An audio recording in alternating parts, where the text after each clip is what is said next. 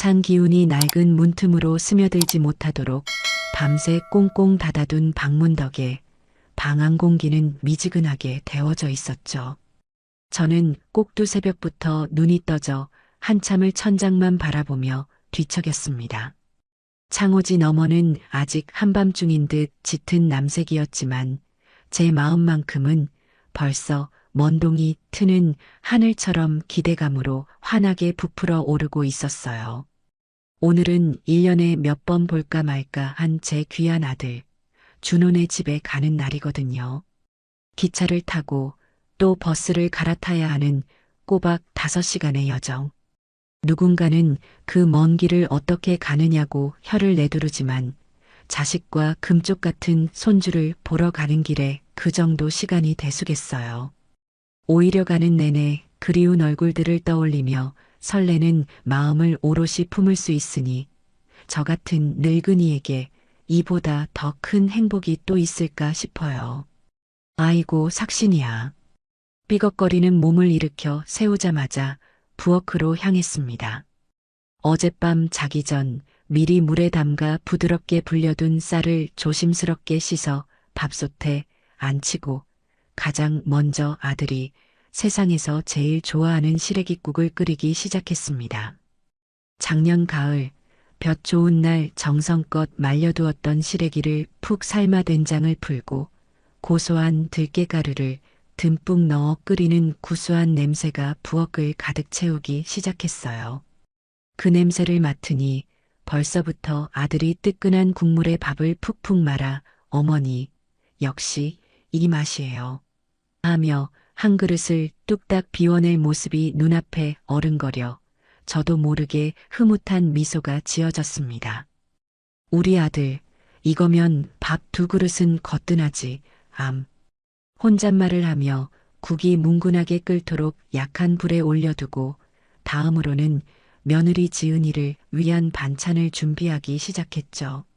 지은이는 아무래도 평생을 도시에서 자란 아이라 그런지 제가 해주는 투박한 나물 반찬보다는 새콤달콤하게 입맛을 돋우는 장아찌 종류를 참 좋아했어요. 언젠가 무심코 어머니, 저번에 주신 장아찌 참 맛있었어요. 했던 그 한마디를 잊지 않고 있었죠. 몇 주 전부터 읍내 시장에 나가 가장 실하고 단단한 햇양파를 골라와 간장과 식초, 설탕을 제가 알아낸 황금 비율로 섞어 정성껏 담가두었답니다. 아삭한 식감이 일품인 오이 장아찌도 빠질 수 없죠. 잘 익은 장아찌를 보기 좋게 유리병에 나누어 담고 있으니 제 마음이 다 든든해지는 기분이 들었어요. 이 반찬통을 열어본 지은이가 어머니, 제 생각해서 이것까지 다 준비하셨어요? 정말 감사해요 라고 말해주면 얼마나 좋을까 그런 소박한 기대를 품으면서요. 물론 하나뿐인 손주 녀석을 위한 간식도 빼놓을 수는 없지요. 요즘 아이들은 알록달록한 과자나 사탕 같은 걸 더 좋아한다지만 그래도 할머니 손으로 직접 만든 간식에 담긴 정성만 하겠어요. 찹쌀가루를 뜨거운 물로 익반죽해서 동글동글 예쁘게 빚어 깨끗한 기름에 노릇하게 튀겨낸 뒤 달콤한 조청을 듬뿍 바른 찹쌀 도넛은 우리 손주가 세상에서 제일 좋아하는 할머니표 간식이랍니다. 혹여나 가는 동안 눅눅해지거나 서로 들러붙을까 싶어 하나하나 정성스럽게 종이 포일을 깔아 상자에 담았어요. 그렇게 음식을 다 하고 나니 어느새 부엌 한쪽이 제가 싸들고 갈 짐으로 산더미처럼 쌓였습니다. 뜨거운 시래기국은 식으면 제 맛이 아니니 커다란 보온 도시락통에 따로 담고 각종 나물과 장아찌, 찹쌀 도넛까지 보자기에 싸고 보자기에 또 싸니 커다란 꾸러미가 3개나 되더군요. 이 무거운 걸 다 들고 갈 생각을 하니 벌써부터 달아빠진 어깨가 뻐근하게 아파왔지만 제 정성이 담긴 음식을 먹으며 행복해할 가족들의 얼굴을 떠올리면 조금도 힘들다는 생각이 들지 않았습니다. 오히려 이걸 다 어떻게 들고 갈까 걱정하는 제 모습이 우습게 느껴질 정도였죠. 아침 첫 차를 타기 위해 새벽 안개가 자욱하게 깔린 동네 길을 나섰습니다. 버스 정류장까지 걸어가는 그 짧은 길 위에서 묵직한 짐의 무게 때문에 몇 번이나 걸음을 멈추고 가쁜 숨을 골라야 했어요. 그때마다 제 입가에는 미소가 번졌습니다. 이건 고생이 아니라 자식을 향한 내리사랑의 무게, 행복의 무게라고 생각했거든요. 버스를 타고 기차역에 내려 또 한참을 기다린 끝에 드디어 기차에 올랐습니다. 덜컹거리는 기차 창밖으로 빠르게 스쳐 지나가는 풍경을 보며 이런저런 생각에 잠겼어요. 준호가 아직 제 무릎에 앉을 만큼 작았던 시절에는 기차 타는 걸 어찌나 좋아했는지, 그때 함께 창밖을 보며 깔깔 웃었던 기억들이 새록새록 떠올라 제 마음을 따뜻하게 데워주었습니다. 아들 집에 거의 다 도착할 무렵, 저는 설레는 마음으로 아들에게 전화를 걸었어요. 익숙한 연결음이 몇 번 울리고 나서야 아들이 전화를 받더군요. 어머니, 어디세요? 벌써 도착하셨어요? 응, 나 거의 다 와간다. 너는 어디쯤이냐? 회사 끝났어? 아, 정말 죄송해요, 어머니. 갑자기 오전에 급한 일이 터져서 아직 회사에 발이 묶여 있어요. 최대한 빨리 마무리하고 날아갈게요. 지은이한테는 연락하셨어요? 아니, 너한테 먼저 했다. 전화해보마. 저는 괜찮다고 세상에 자식 일보다 중요한 게 어디 있냐며 일부터 잘 마무리하라고 씩씩하게 말했지만 어쩐지 마음 한구석이 서운해지는 건 어쩔 수 없었죠.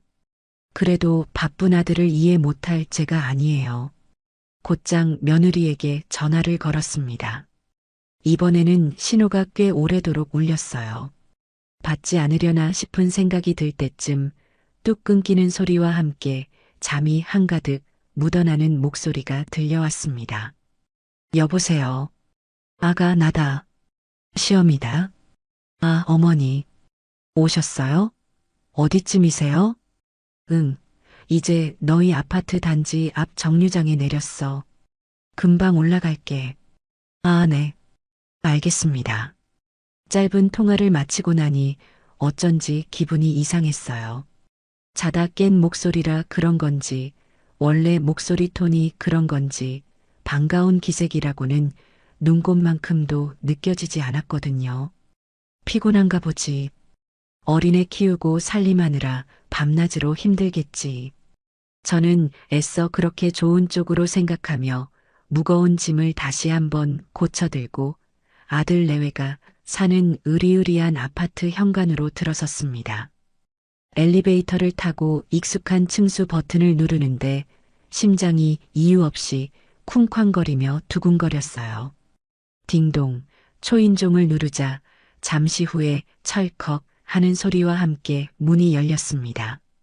어머니 오셨어요. 그곳에는 반가움이라고는 조금도 찾아볼 수 없는 무표정한 얼굴이 서 있었어요. 목이 늘어난 낡은 티셔츠에 부스스한 머리를 한 며느리는 저를 보자마자 몸을 비키며 들어오라는 손짓만 하더군요. 오랜만에 보는 시어머니를 향한 반가운 미소나 오시느라 힘드셨죠 하는 따뜻한 인사 같은 건 없었습니다.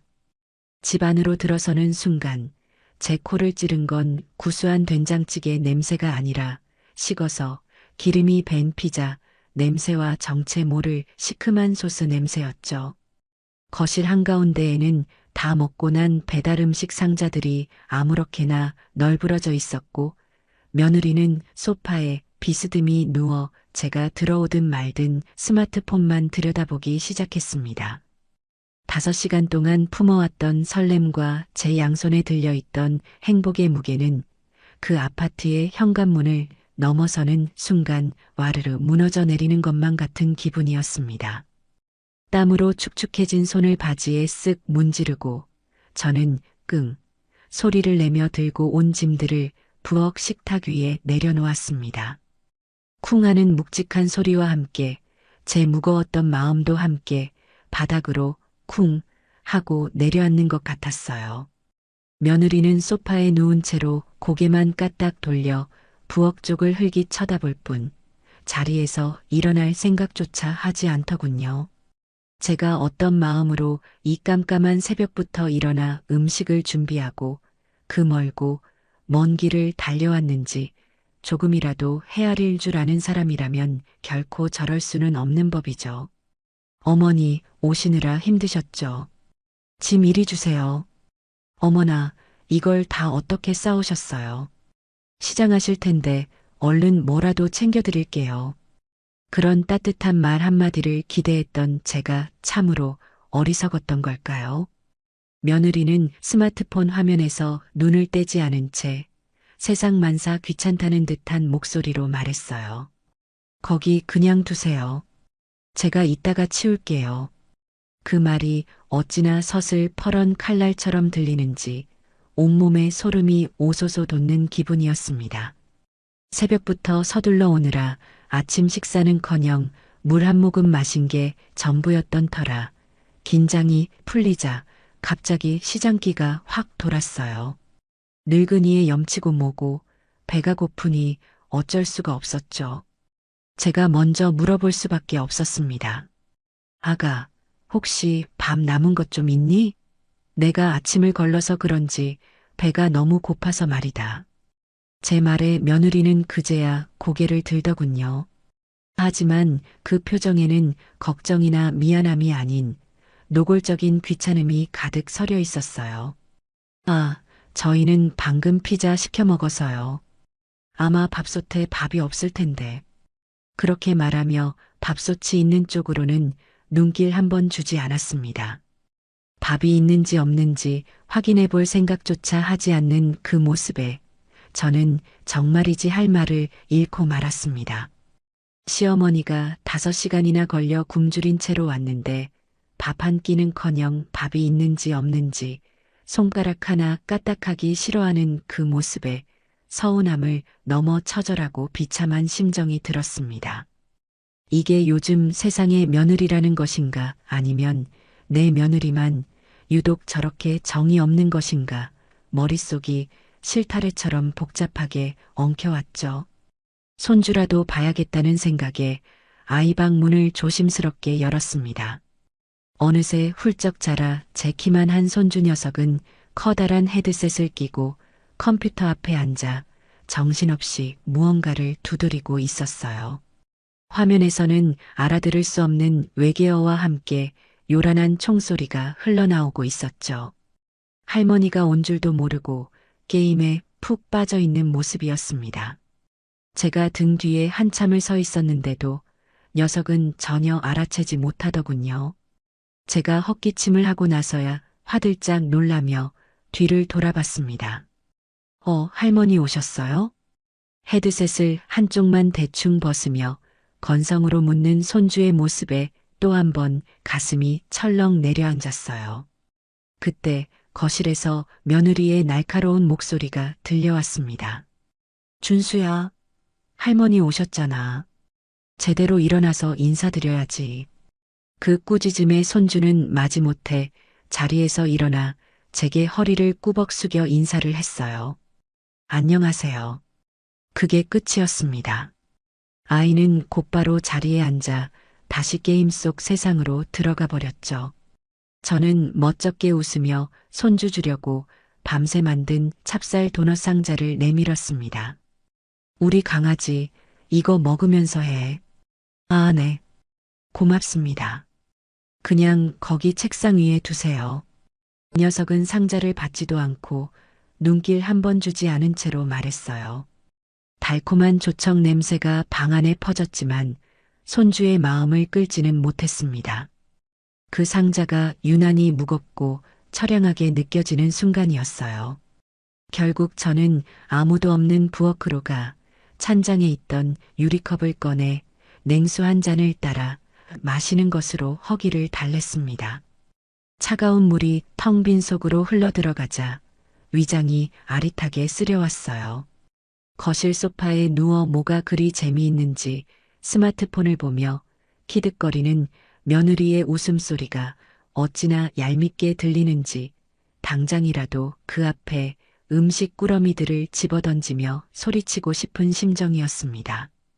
내가 너한테 이깟 밥 한 번 얻어먹으려고 이 새벽부터 그 고생을 하고 온 줄 아느냐? 하고 말이죠. 하지만 저는 그럴 수 없었어요.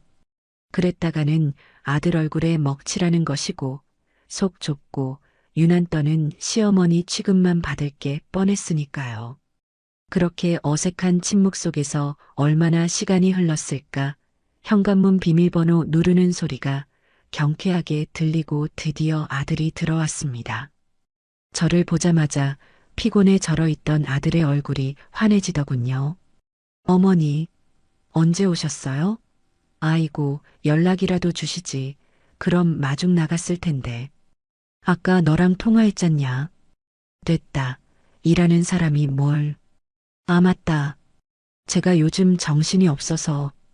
그나저나 식사는 하셨어요? 시장하실 텐데. 아들의 그 당연한 물음에 며느리가 마치 기다렸다는 듯이 소파에서 벌떡 일어나며 완벽한 연기를 시작했습니다. 어머, 어떡해.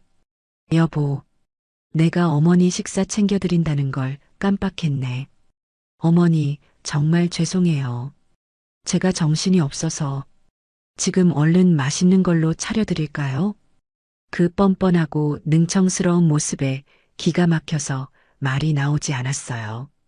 조금 전까지 밥이 없다며 손가락 하나 까딱 안 턴 사람이 남편이 나타나자마자 이제 와서 밥을 차려주겠다니요. 제 속도 모르고 아들은 며느리에게 당신도 참 어머니 시장하시겠다. 얼른 차려드려라고 말하고 있었죠. 저는 더 이상 그 불편하고 가식적인 공간에 머물고 싶지 않았습니다. 그래서 저도 모르게 제 자신을 지키기 위한 거짓말을 하고 말았어요. 됐다, 됐어. 너희 저녁 먹는데 방해될까봐 오는 길에 기차역 앞에서 뜨끈한 국밥 한 그릇 든든하게 말아먹고 왔다. 배가 하나도 안 고프니 둘 다 신경 쓰지 마라. 제 단호한 말에 아들은 어리둥절한 표정을 지었고 며느리는 안도하는 듯한 표정을 슬쩍 지어 보이더군요. 그 찰나의 미세한 표정 변화를 저는 놓치지 않았습니다. 아들은 그래도 안 된다며 과일이라도 깎아오겠다며 부엌으로 들어갔어요. 하지만 이미 제 마음은 산산조각이나 금이 가버린 뒤였습니다. 아들이 정성껏 깎아주는 달콤한 사과 몇 조각이 제 허기진 배와 깊게 상처받은 마음을 채워줄 수는 없는 노릇이었죠. 아들이 불편한 기색으로 뭐라도 더 챙겨주려고 부엌에서 부산을 떠는 동안 저는 조용히 자리에서 일어났습니다. 나 이제 그만 가봐야겠다. 네. 어머니, 지금 무슨 말씀이세요? 오신 지 얼마나 됐다고 벌써 가세요. 당연히 주무시고 가셔야죠. 아들이 사과를 깎던 칼을 내려놓고 깜짝 놀라며 저를 붙잡았어요. 며느리도 옆에서 마치 진심인 것처럼 거들었죠. 그러게요, 어머니. 방도 따뜻하게 데워놨는데 하룻밤 편히 쉬다 가세요. 그 목소리에 진심이 단 한 톨도 담겨 있지 않다는 것을 저는 너무나 잘 알 수 있었어요. 저는 더 이상 그들의 진정성 없는 가식적인 호의를 보고 싶지 않았습니다. 아니다. 집에 혼자 계신 내 아버지도 걱정되고 내일 아침 일찍 노인정에서 중요한 약속도 있어서 안 된다. 그냥 이렇게 얼굴 본 걸로 됐다. 물론 돌아가신 지 10년도 넘은 남편 핑계를 대는 것도 있지도 않은 노인정 약속을 급하게 만들어내는 것도 전부 새빨간 거짓말이었죠. 하지만 그렇게라도 핑계를 대지 않으면 그 숨막히는 공간에서 단 한시도 더 버틸 수 없을 것 같았어요. 제가 너무나 완강하게 나서자 아들도 더는 저를 붙잡지 못했습니다. 어쩔 줄 몰라 하는 아들 옆에서 며느리는 그럼 조심히 가세요. 어머니라는 마치 숙제를 해치우는 듯한 의례적인 인사만 건넸어요. 제가 그 무거운 몸을 이끌고 들고 온 음식 꾸러미들은 여전히 부엌 식탁 위에 처음 놓았던 그 모습 그대로 놓여 있었습니다. 냉장고에 넣으려는 시도조차 하지 않은 그 꾸러미들이 마치 환영받지 못한 채 문 밖에 서 있는 저 자신을 보는 것 같아 가슴이 미어졌습니다. 그렇게 저는 아들 집에 도착한 지 채 몇 시간도 되지 않아 마치 도망치듯 쫓겨나듯 그 집을 나섰습니다. 다시 5시간을 거슬러 집으로 돌아오는 기차 안은 그야말로 지옥과도 같았어요. 창밖은 어느새 칠흑 같은 어둠에 잠겨 있었고 멀리 보이는 도시의 불빛들이 빠르게 스쳐 지나갔습니다. 정처 없이 흔들리는 그 불빛들을 보고 있자니 제 신세가 너무나 처량해서 저도 모르게 눈물이 왈칵 쏟아져 나왔어요. 주위 사람들이 쳐다보는 것도 아랑곳하지 않고 저는 손수건으로 입을 막은 채 한참을 소리 죽여 울었습니다. 도대체 무엇이 저를 이토록 서럽게 만들었을까요? 밥 한 끼 안 내어준 며느리의 지독한 무심함이었을까요? 그런 아내의 눈치만 보며 아무 말도 못하는 아들의 답답한 무능함이었을까요? 아니면 그런 부당한 대접을 받고도 싫은 소리 한 번 제대로 못하고 도망치듯 나와버린 제 자신이 너무나 초라하고 한심해서였을까요? 아들이 좋아하던 시래기국, 며느리가 좋아하던 장아찌, 손주를 위한 찹쌀 도넛. 그 음식들을 정성껏 만들던 새벽의 제 설렘과 행복이 한순간에 바보 같고 어리석은 행동으로 전락해버렸습니다. 제 정성과 사랑이 그들에게는 그저 귀찮고 성가신 짐일 뿐이라는 냉정한 사실을 너무 늦게 알아차린 것 같았어요. 기차가 덜컹거릴 때마다 제 마음도 함께 주저앉았습니다. 그렇게 서러운 눈물로 얼룩진 귀갓길은 유난히 길고 어둡게만 느껴졌죠. 밤늦은 시간에 집에 도착해 불도 켜지 않은 채 텅 빈 거실 한가운데에 주저앉았습니다. 저를 반기는 이 하나 없는 집의 적막하고 차가운 공기가 제 온몸을 감쌌어요. 그때였어요. 신기하게도 그렇게 펑펑 쏟아지던 눈물이 거짓말처럼 쏙 들어가는 겁니다. 서러움과 비참함, 외로움이 있던 그 자리에 차갑고 단단한 무언가가 아주 천천히 차오르는 기분이 들었어요. 어쩌면 그건 오기 같은 것이었을지도 모르죠. 그래, 언제까지 이렇게 자식들 눈치나 보면서 상처받고 살 거냐, 남정임. 이제 그만하면 됐다. 정말 됐다. 제 마음속 깊은 곳에서 누군가 저에게 그렇게 분명하게 말하는 것 같았어요. 더 이상 자식에게 모든 것을 내어주고 그들의 말 한마디 행동 하나에 천국과 지옥을 오가며 상처받는 늙은이로 살지 않겠다고 굳게 결심했습니다. 이것은 며느리에 대한 유치하고 치졸한 복수가 아니에요. 지난 수십 년의 세월 동안 아내와 엄마라는 이름 뒤에 숨어 희생하며 잃어버렸던 나, 남정임이라는 한 사람의 존엄과 행복을 되찾는 과정이 될 것이라고 다짐했습니다. 저는 조용히 벽을 짚고 일어나 거실에 불을 켰습니다. 탁 하는 소리와 함께 집안이 환해지자 제 어두웠던 마음도 함께 환해지는 것 같았어요.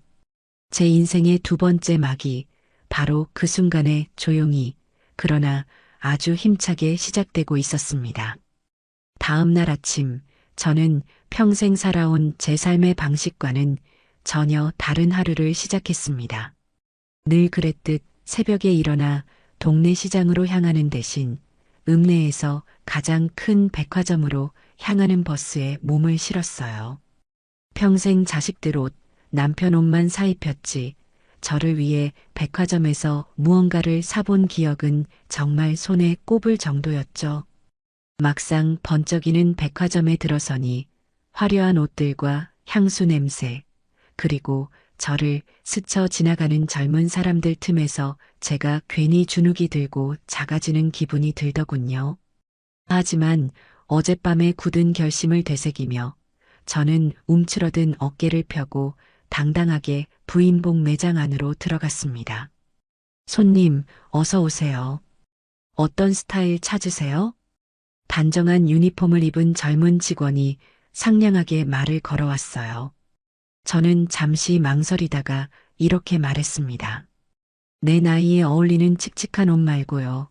그냥 지금 내가 가장 입고 싶은 옷으로 보여주세요. 얼굴이 좀 환해 보일 만큼 화사한 걸로요. 직원은 제 말에 잠시 놀란 듯 했지만 이내 전문가답게 미소를 지으며 몇 가지 옷을 추천해 주었습니다. 평생 검은색, 갈색, 회색 옷만 입던 제가 처음으로 눈이 부실 만큼 환한 꽃무늬가 그려진 블라우스와 하늘색 가디건을 입어보았어요. 탈의실 거울 앞에 선 제 모습이 어찌나 낯설고 어색하던지 한참을 멍하니 쳐다보았습니다. 하지만 그 어색함도 잠시 왠지 모를 자신감이 가슴속에서부터 샘솟는 기분이 들었어요. 이걸로 주세요. 아주 마음에 드네요. 가격표를 보고 잠시 망설였지만 저는 과감하게 카드를 내밀었습니다. 그렇게 저 자신을 위한 첫 번째 선물을 사고 다음으로는 곧장 미용실로 향했죠. 늘 아무렇게나 질끈 묶고만 다녔던 긴 머리를 우아하게 웨이브가 들어간 세련된 단발머리로 바꿨습니다. 파마향 냄새가 독하게 느껴지고 두피가 따끔거렸지만 거울 속에서 점점 변해가는 제 모습을 보니 기분은 날아갈 듯 좋았습니다. 집으로 돌아와 새로 산 옷으로 갈아입고 아직은 어색한 머리를 매만지며 거울을 다시 들여다보았습니다. 그곳에는 늘 자식 걱정과 생활고에 수심이 가득했던 초라한 늙은 할머니가 아니라 제법 멋을 아는 고운 여사님이 서 있었어요. 비록 세월이 새겨놓은 얼굴의 주름은 감출 수 없었지만 그 사람의 인상을 좌우하는 표정만큼은 그 어느 때보다 밝고 당당하게 빛나고 있었죠. 바로 그때 요란하게 전화벨이 울렸습니다. 아들이었어요. 어머니, 괜찮으세요? 어제는 정말 죄송했어요. 지은이도 많이 미안해하고 있어요. 괜찮다. 뭐가 죄송하냐? 다 지난 일인데. 아니에요. 그리고 어머니, 정말 어떡하죠? 어머니가 정성껏 싸주신 반찬들, 오늘 아침에 지은이가 냉장고에 넣으려고 보니까 날이 더워서 그런지 벌써 좀 쉰 것 같아요. 국도 그렇고 정말 죄송해서 어떡해요. 그 말을 듣는 순간 화가 치밀어 오르기보다는 오히려 잘됐다는 생각과 함께 묘한 희열마저 느껴졌습니다. 그래, 그럼 망설이지 말고 그냥 싹 다 버려라. 너희도 바쁜데 괜히 짐만 됐구나. 이제 나도 늙어서 그 많은 음식 하는 게 힘에 부친다. 앞으로는 반찬 같은 거 안 할란다. 너희도 시켜 먹는 게 편하지 않니? 제 덤덤하고 차분한 목소리에 아들은 적잖이 당황한 듯 했어요. 네, 어머니, 그게 갑자기 무슨 말씀이세요? 힘들어서 그렇다, 이 아들아. 이제 나도 나를 위해서 좀 편하게 살아야지. 안 그러냐? 아들은 더 이상 아무 말도 하지 못했어요. 전화를 끊고 나니 가슴에 박혀있던 커다란 돌덩이 하나가 쑥 빠져나간 것처럼 속이 다 시원했습니다. 그날 오후 저는 곧장 동네 구청으로 향했습니다. 늘 노인정에서 다른 할머니들과 화투를 치거나 재미도 없는 텔레비전 드라마를 보는 것으로 시간을 죽이던 제가 그곳에 간 이유는 따로 있었죠. 구청 1층 로비 게시판에는 지역 주민들을 위한 여러 가지 문화 강좌 안내문이 빼곡하게 붙어 있었어요. 그중 제 눈에 확 들어온 것은 인생 2막, 시니어 모델 교실과 왕초보를 위한 스마트폰 활용 교실이라는 두 개의 강좌였습니다. 모델이라니 평생 밭일과 살림에 허리 펼 날 없던 제 나이에 가당키나 한 소리겠어요. 하지만 새로운 도전이라는 네 글자가 제 잠자고 있던 마음을 강하게 끌어당겼습니다. 저는 더 이상 망설이지 않고 떨리는 손으로 두 강자 모두의 수강 신청서를 써서 제출했습니다. 그렇게 남정임의 새로운 인생 2막이 아주 본격적으로 그리고 아주 화려하게 시작되고 있었답니다. 제 인생에 새로운 막을 올리겠다고 큰 소리는 쳤지만 처음 며칠은 어색하기 짝이 없었죠. 수십 년을 자식과 남편의 시간표에 맞춰 살아온 몸이 하루아침에 바뀔 리가 있나요? 아침에 눈을 뜨면 습관처럼 아들 녀석에게 전화를 걸려다가 아차 하고 스마트폰을 내려놓기를 몇 번이나 반복했습니다. 예전 같으면 밥은 먹었냐, 간밤에 별일 은 없었고 하며 아침 무난 인사를 했을 시간이었죠. 전화하고 싶은 마음이 목구멍까지 차올랐지만 저는 입술을 꾹 깨물고 참아냈습니다. 이제는 그 아이의 세상이 아닌 나 자신의 세상을 살기로 결심했으니까요. 그렇게 며칠이 지나고 드디어 제가 신청한 강좌가 시작되는 날이 밝았습니다. 아침 일찍 일어나 새로 산 화사한 옷으로 갈아입고 거울 앞에서 어색하게 머리를 매만졌어요. 낯선 제 모습에 헛웃음이 나오기도 했지만 한편으로는 가슴이 두근거리는 설렘을 느꼈습니다. 구청 문화센터 강의실 문을 열고 들어서니 저와 비슷한 연배의 어르신들이 벌써 자리를 잡고 앉아 계시더군요. 다들 처음 보는 얼굴들이라 멋쩍은 마음의 구석진 자리에 조용히 앉았습니다. 먼저 시작된 수업은 왕초보를 위한 스마트폰 활용 교실이었어요. 젊은 남자 선생님이 들어와서 이것저것 설명을 하는데 솔직히 처음에는 외계어처럼 들렸습니다. 와이파이가 뭐고 데이터가 뭔지 도무지 알아들을 수가 있어야죠. 제 옆자리에 앉은 저보다 나이가 대여섯은 많아 보이는 할머니 한 분은 연신 고개를 갸웃거리며 아이고 나는 못 따라가겠다 하고 한숨을 쉬셨어요. 저 역시 마찬가지였죠. 하지만 저는 포기하지 않았습니다. 모르는 게 있으면 손을 번쩍 들고 선생님, 그거 다시 한 번만 설명해 주세요 하고 쩌렁쩌렁하게 물었어요. 처음에는 창피했지만 몇 번 하고 나니 그것도 익숙해지더군요. 제 용기 있는 질문에 다른 어르신들도 덩달아 질문을 쏟아내기 시작했고 덕분에 수업 분위기는 아주 활기차졌답니다. 오후에 이어진 시니어 모델 교실은 더 가관이었죠. 강사 선생님은 허리가 꼿꼿하고 목소리에 힘이 넘치는 젊은 여자분이셨는데 우리에게 다짜고짜 허리를 펴고 배에 힘을 주라더군요. 평생을 반일과 살림에 허리를 구부리고 살아온 제게는 그게 얼마나 힘든 일인지 안 해본 사람은 모를 겁니다. 벽에 등을 대고 서서 머리, 어깨, 엉덩이, 발 뒤꿈치를 모두 붙이는 자세를 유지하는데 온몸에서 땀이 비 오듯 쏟아졌어요. 아이고, 모델은 아무나 하는 게 아니구먼. 여기저기서 곡소리가 터져 나왔지만 강사님은 눈 하나 깜짝하지 않았습니다. 어머님들, 지금 이 자세가 건강의 시작이고 당당함의 첫걸음입니다. 하는 그 말에 저도 이를 악물고 버텼습니다. 그렇게 며칠 동안 새로운 것을 배우는 재미에 푹 빠져 지내다 보니 신기하게도 아들 내외 생각이 나는 횟수가 눈에 띄게 줄어들었어요.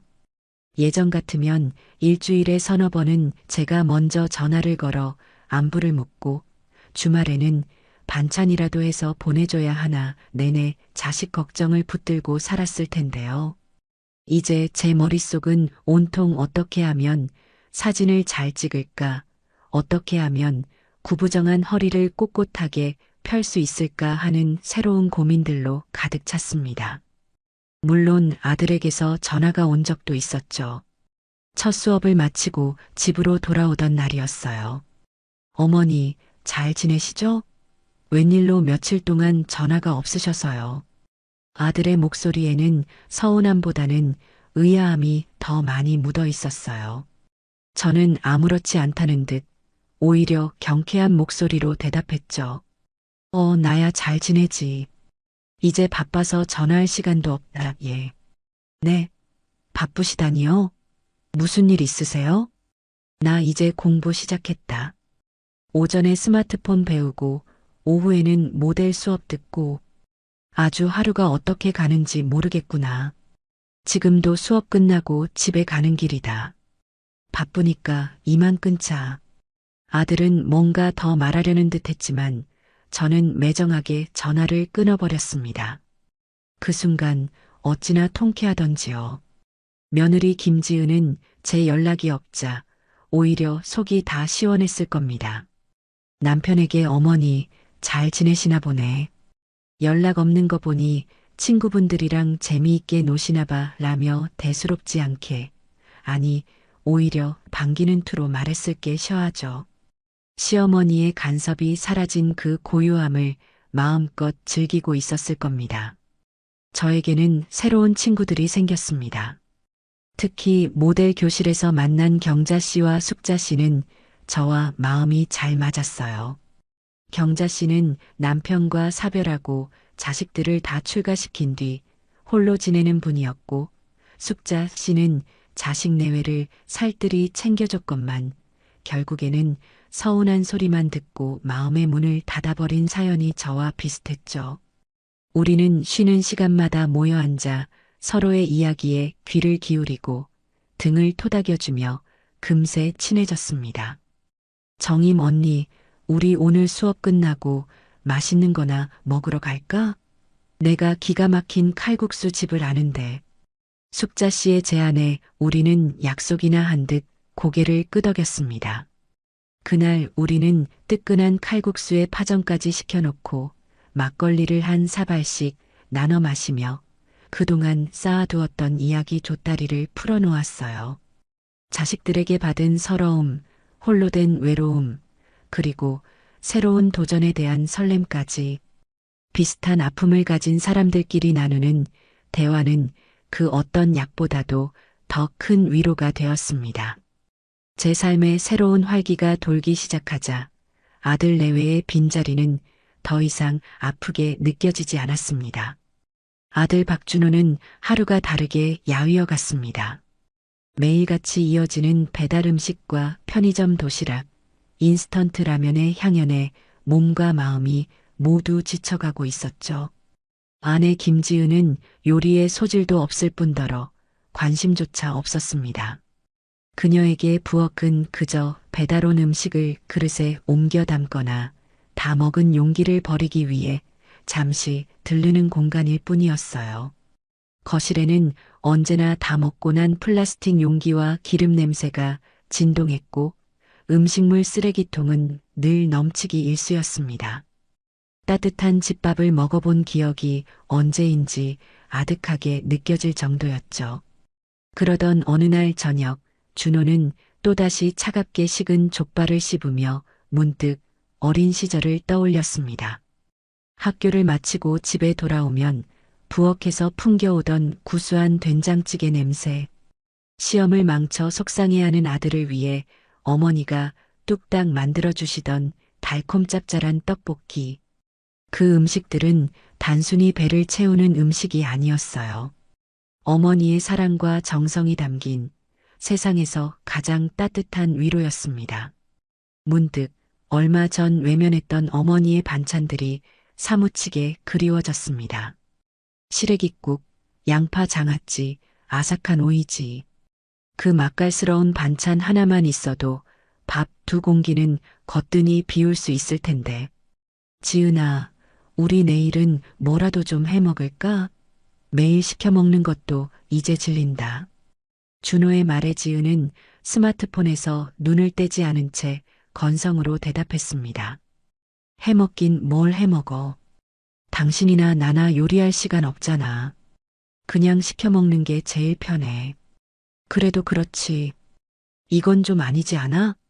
집에서 밥 냄새가 안 난 지가 언젠지 모르겠다. 당신 어머니가 해주신 반찬 기억나? 그거 진짜 맛있었는데. 기억 안 나. 그리고 어머니도 이제 힘드셔서 반찬 안 하신다며. 잘 됐지 뭐. 어머니도 이제 편하게 쉬셔야지. 지은의 무심한 대답에 준호는 속에서 천불이 났지만 더 이상 말을 이어가지 않았습니다. 말해봐야 싸움만 될 게 뻔했으니까요. 그는 다음 날 아내 몰래 저에게 전화를 걸었습니다. 어머니, 잘 지내시죠? 그럼 잘 지내고 말고. 웬일이냐, 이 시간에? 저는 마침 모델 교실 동기인 경자 씨, 숙자 씨와 함께 읍내 찻집에서 웃음꽃을 피우고 있던 중이었어요. 제 밝고 힘찬 목소리에 아들은 잠시 머뭇거리는 듯 했습니다. 아니, 다름이 아니라 어머니, 혹시 집에 김치 담그신 거 좀 남은 거 있으세요? 집에 김치가 뚝 떨어졌는데 제가 어머니 김치가 너무 먹고 싶어서요. 아들의 기어들어가는 목소리를 들으니 그 마음을 어찌 모르겠어요. 하지만 저는 마음을 굳게 먹고 최대한 아무렇지 않은 목소리로 대답했습니다. 어머, 김치? 아이고, 어쩌냐. 김장한 지 오래돼서 벌써 다 떨어졌네. 올해는 나도 이제 힘들어서 김장 같은 거 안 하려고. 허리 아파서 못하겠다. 아, 그러세요? 그럼 혹시 다른 반찬이라도. 반찬은 무슨 반찬? 나 이제 그런 거 할 시간 없어. 너도 알다시피 내가 얼마나 바쁜 몸인데. 지금도 친구들이랑 차 마시러 나와 있다. 미안하지만 이제 반찬은 너희가 알아서 해 먹든지 사 먹든지 해라. 나 끊는다. 저는 아들의 아쉬움 가득한 목소리를 뒤로하고 매정하게 전화를 끊었습니다. 앞에 앉아있던 경자 씨가 걱정스러운 눈으로 물었어요. 아들 전화야? 무슨 일 있대? 아니, 별일 아니야. 반찬 좀 해달라고. 아주 어리광이 늘었어.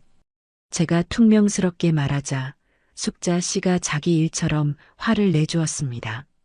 아이고, 염치도 없네. 지 마누라는 손이 없나, 발이 없나. 지들이 해먹을 것이지, 어딜 감히. 우리는 함께 아들 녀석을 흉보며 한참을 웃었습니다. 씁쓸하면서도 한편으로는 속이 후련해지는 기묘한 기분이었죠. 전화를 끊은 아들은 한참 동안 멍하니 서 있었습니다.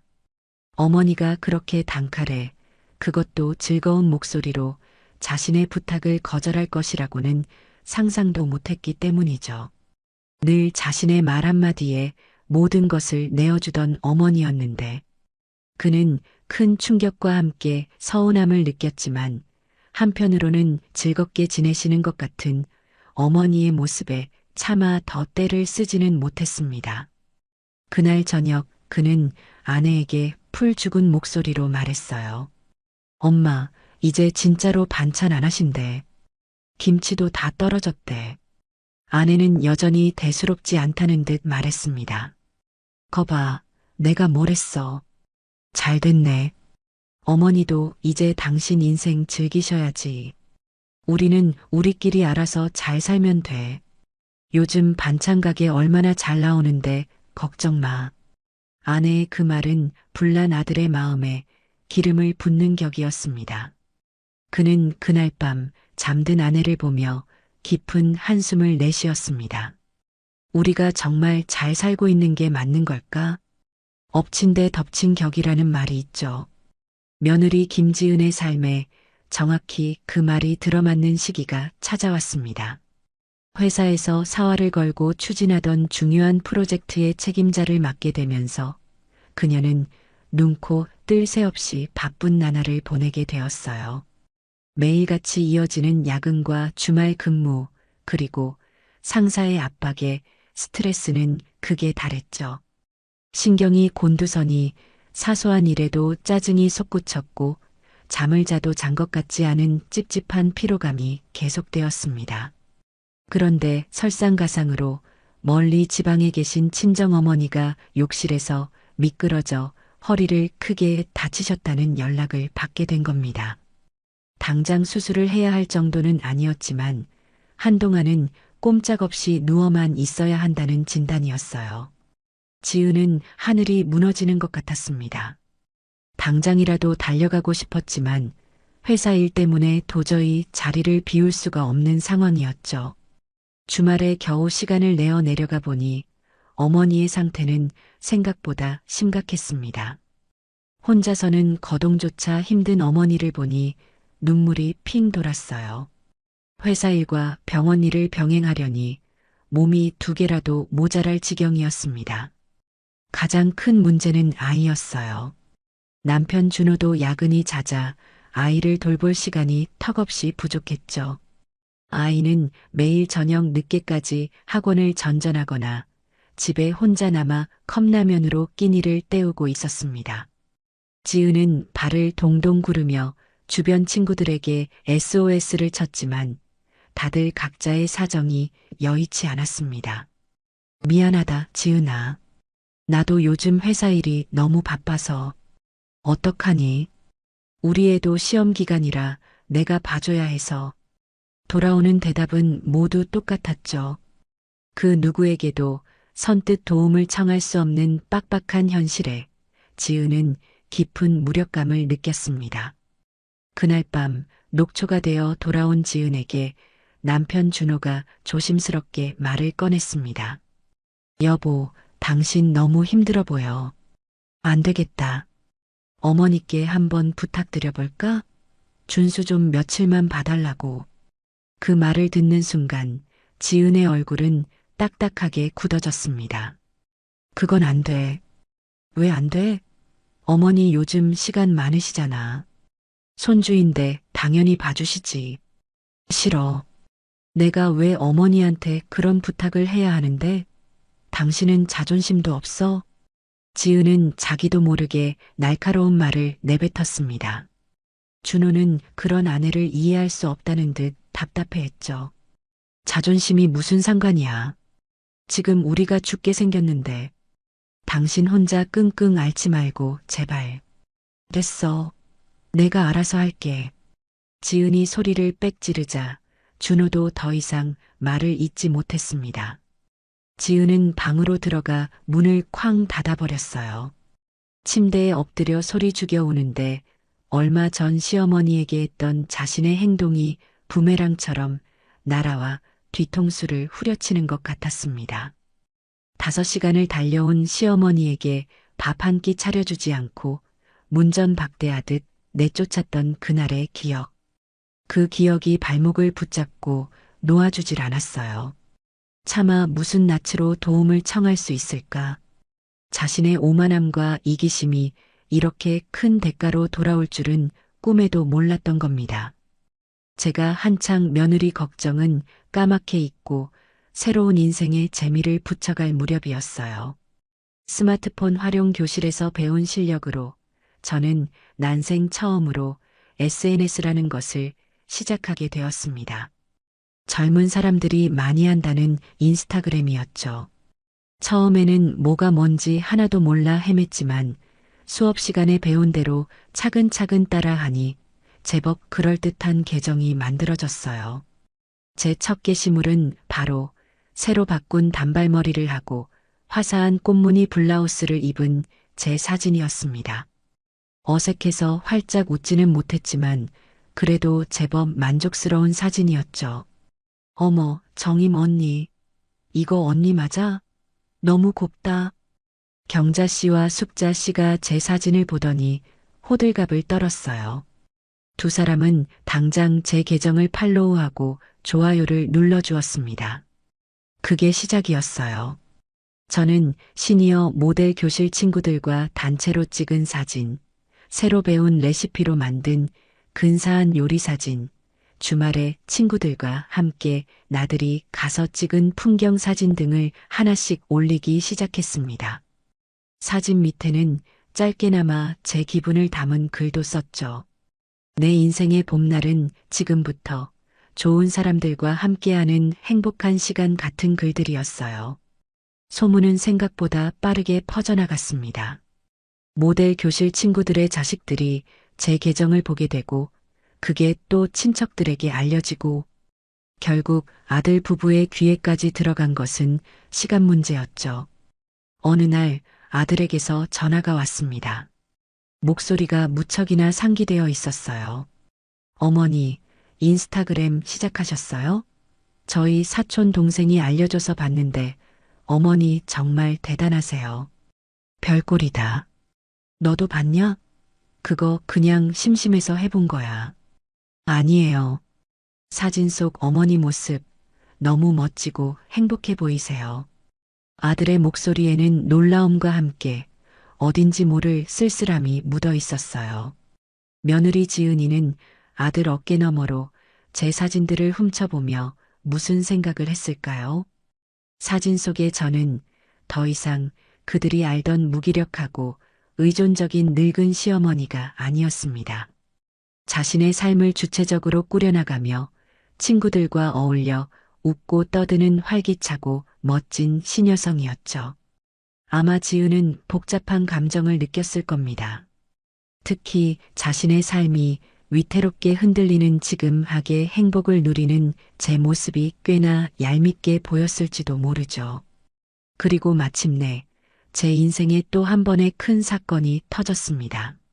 재미삼아 지원했던 지역 시니어 모델 선발 대회에서 덜컥 예선을 통과했다는 연락을 받은 겁니다. 저는 믿기지 않는 마음에 몇 번이나 합격 문자를 확인했어요.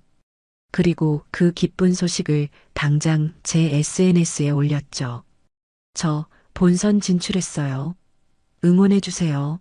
라는 글과 함께요. 그러자 순식간에 수십 개의 응원 댓글이 달리기 시작했습니다. 어머니, 정말 멋지세요. 언니, 우리가 가서 플래카드 들고 응원할게. 할머니, 화이팅. 손주의 댓글까지. 저는 그 댓글들을 하나하나 읽어보며 가슴 벅찬 감동에 눈시울이 뜨거워졌습니다. 제 화려한 외출은 이제부터가 시작이었어요. 제 SNS가 동네방네 화제가 되고 시니어 모델 대회 본선에 진출했다는 소식까지 퍼지면서 제 일상은 이전과는 비교할 수 없을 만큼 다채로워졌습니다. 하지만 시간이 흐르는 것은 어쩔 수 없는지 달력은 어느덧 제 손주 준수의 생일이 있는 달을 가리키고 있었어요. 제 방 달력에는 오래전부터 손주 녀석의 생일날에 커다란 동그라미가 쳐져 있었죠. 예전 같았으면 벌써부터 마음이 설레어 생일잔치에 해갈 음식 목록을 짜고 손주에게 줄 선물을 고민하며 읍내 시장을 몇 번이고 오갔을 겁니다. 녀석이 좋아하는 소갈비를 재우고 알록달록한 잡채를 만들고 미역국을 한 솥 끓여 그 무거운 짐을 이고 지고 아들네 집으로 향하는 것이 지난 몇 년간 제게는 가장 큰 행복이자 의무 같은 일이었거든요. 그런데 올해는 달랐습니다. 달력의 동그라미를 볼 때마다 제 마음은 복잡한 생각들로 무겁게 가라앉았어요. 마음 한편에서는 그래도 하나뿐인 손주 생일인데 할머니가 안 가면 얼마나 서운해할까. 아이가 무슨 죄가 있겠어 하는 오래된 모정이 고개를 들었습니다. 하지만 다른 한편에서는 아니, 내가 그 집에 가서 또다시 문전박대를 당하고 투명인간 취급을 받으란 말이냐. 내 자존심은 어떡하고 하는 차가운 이성이 그 고개를 짓눌렀죠. 그날의 상처는 생각보다 깊어서 아물었다고 생각했던 흉터가 날 굳은 날 욱신거리듯 제 마음을 괴롭혔습니다. 고민이 깊어질 무렵 모델 교실을 마치고 경자 씨, 숙자 씨와 함께 단골 찻집에 앉아 있을 때였어요. 제가 한숨을 푹 내쉬는 것을 본 경자 씨가 물었습니다.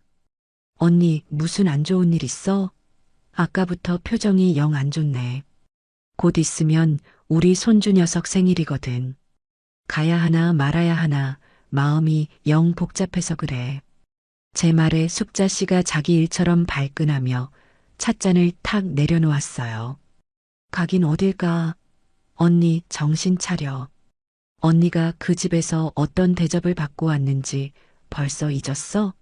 밥 한 숟갈 안 줘서 굶기고 짐짝 취급하던 사람들한테 또 가고 싶어? 그래도 애 생일인데 작년까지만 해도 내가 다 차려줬거든. 작년은 작년이고 올해는 올해지. 언니는 이제 새로운 인생을 사는 거잖아. 언제까지 그렇게 옛날 방식에 얽매여서 상처받고 살 거야. 이번에 언니가 확실하게 보여줘야 해. 언니가 없으면 그 집 잔치도 없다는 걸 말이야. 숙자 씨의 단호한 말에 경자 씨도 고개를 끄덕이며 거들었습니다. 숙자 말이 맞아, 언니.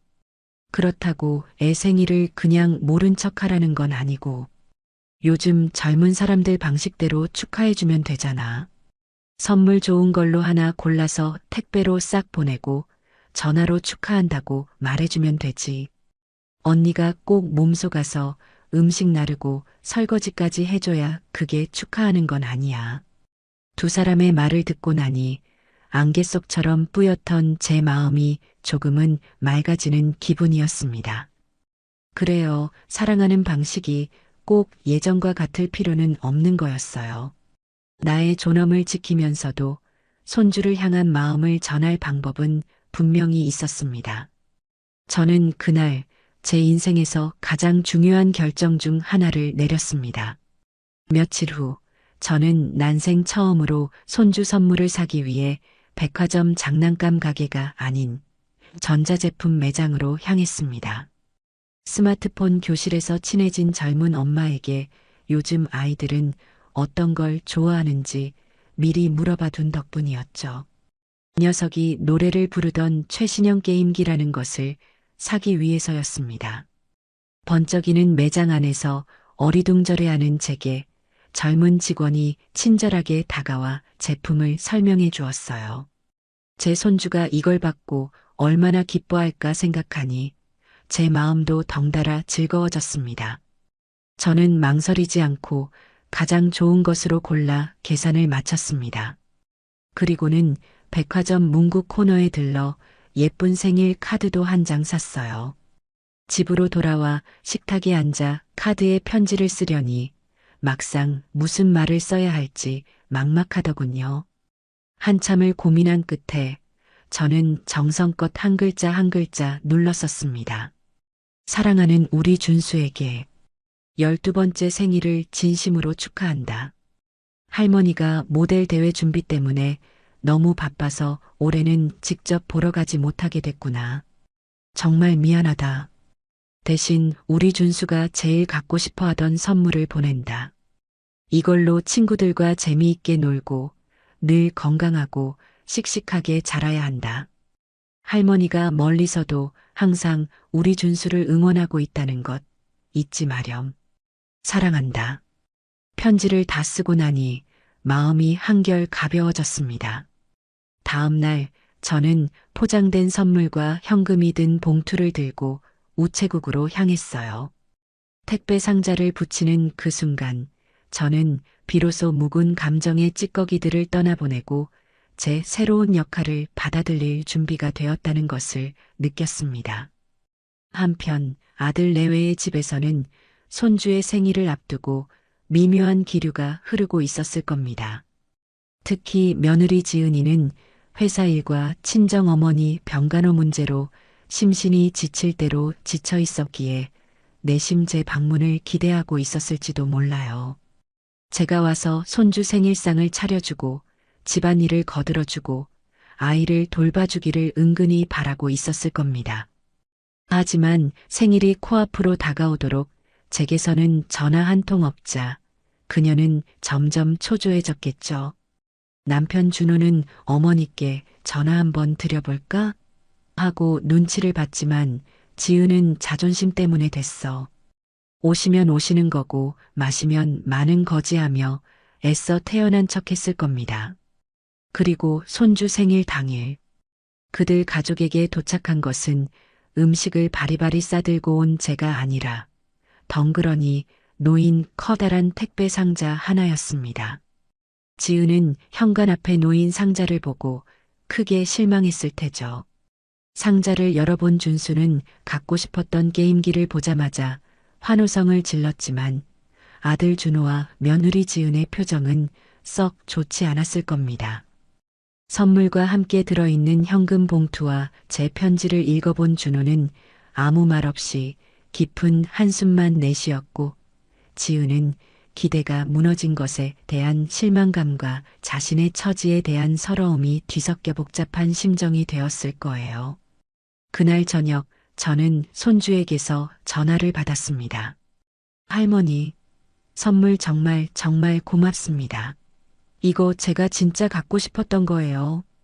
전화기 너머로 들려오는 손주의 들뜬 목소리에 저도 기분이 좋아졌어요. 그래, 우리 강아지.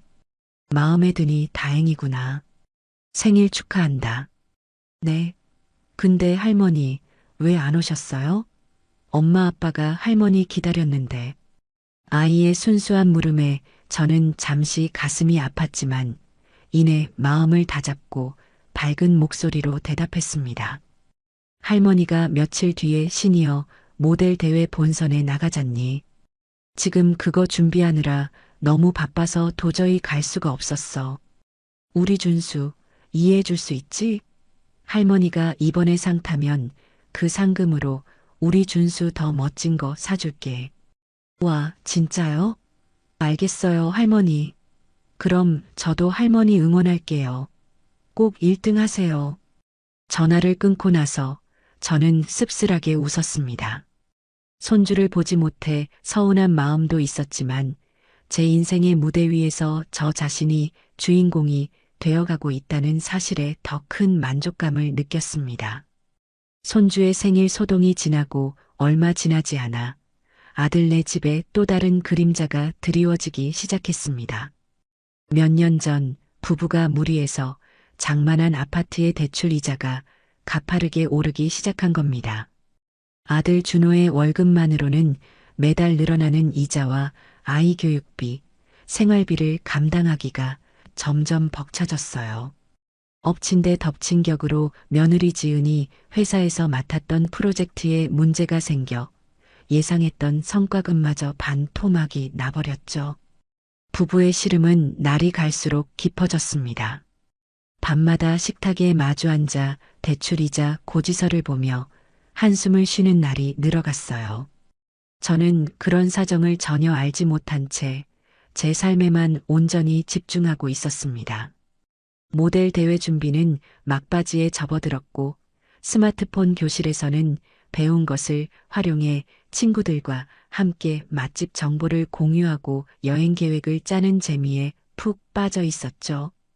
특히 경자 씨, 숙자 씨와는 단순한 동네 친구를 넘어 서로의 속마음을 터놓는 둘도 없는 자매 같은 사이가 되었습니다.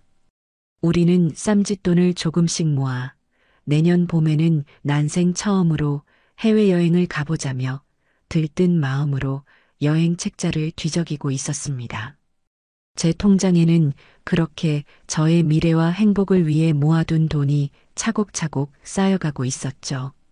그러던 어느 날 저녁 아들에게서 전화가 걸려왔습니다. 평소와는 달리 아들의 목소리는 무겁게 가라앉아 있었고 어딘가 머뭇거리는 기색이 역력했어요. 어머니, 주무셨어요? 아니다, 아직. 텔레비전 보고 있었다. 웬일이냐? 아들은 한참 동안이나 경제가 어렵다는 둥, 회사가 힘들다는 둥, 엉뚱한 이야기만 늘어놓았습니다. 저는 아들의 그런 모습을 보며 뭔가 다른 할 말이 있다는 것을 직감했죠. 한참을 뜸들이던 아들은 마침내 아주 어렵게 본론을 꺼냈습니다. 저기, 어머니 정말 죄송한데 제가 이런 부탁드리면 안 되는 거 아는데. 무슨 일이냐?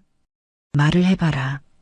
혹시 어머니께서 여유 자금이 좀 있으시면 저희에게 조금만 빌려주실 수 있을까요?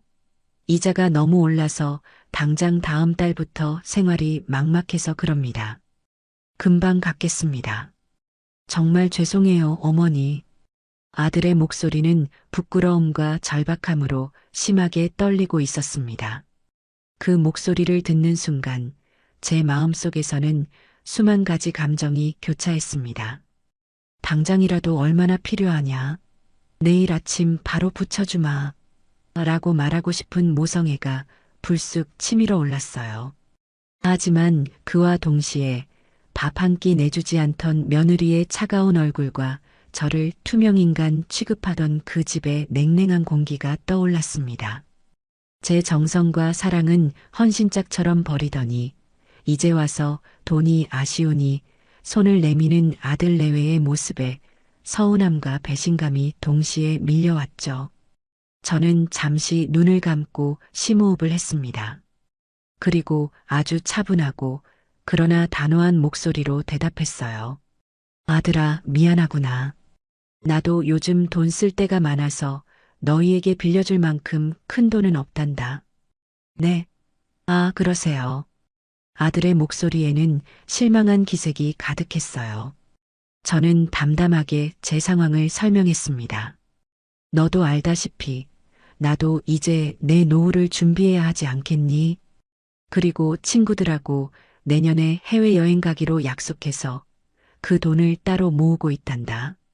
모델 대회 준비하는데도 의상비다 뭐다 해서 은근히 돈 들어갈 때가 많고, 그래서 정말 미안하지만 지금은 도와주기가 어렵겠구나. 제 설명은 모두 사실이었습니다. 하지만 그 말에는 사실 이상의 의미가 담겨 있었죠. 이제 나의 돈은 오롯이 나를 위해 쓰일 것이다. 너희의 비상금 통장 역할을 했던 과거의 나는 이제 없다는 무언의 선언이었습니다. 전화기 너머로 긴 침묵이 흘렀습니다. 아들은 큰 충격을 받은 듯 아무 말도 하지 못했어요. 늘 자신들의 요구라면 모든 것을 내어주실 줄 알았던 어머니의 거절이 그는 믿기지 않는 듯 했습니다. 한참 만에 아들은 기어들어가는 목소리로 알겠습니다. 어머니, 제가 괜한 부탁을 드렸네요. 죄송합니다. 라는 말을 남기고 전화를 끊었습니다. 전화를 끊고 나서 저 역시 마음이 편치만은 않았습니다.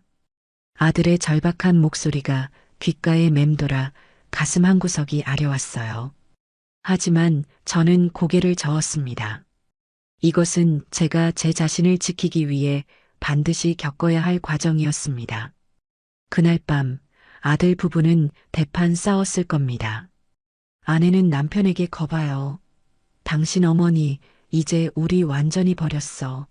어떻게 아들이 힘들다는데 그렇게 매정하게 거절할 수가 있어요? 라며 저를 원망했을 테고 아들은 당신이 어머니께 어떻게 했는데 우리가 어머니께 그런 부탁할 자격이나 된다고 생각해? 라며 아내를 탓했겠죠. 그들의 싸움은 결국 돈 문제가 아니라 관계의 문제라는 것을 서로에게 확인시켜주는 계기가 되었을 겁니다. 특히 며느리 지은은 깨달았을 거예요. 자신이 정말로 아쉬웠던 것은 시어머니의 돈이 아니라 위기의 순간에 기댈 수 있는 따뜻한 어머니의 존재였다는 것을요. 그리고 자신이 그 존재를 스스로 걷어차 버렸다는 사실을 뼈저리게 후회하기 시작했을 겁니다.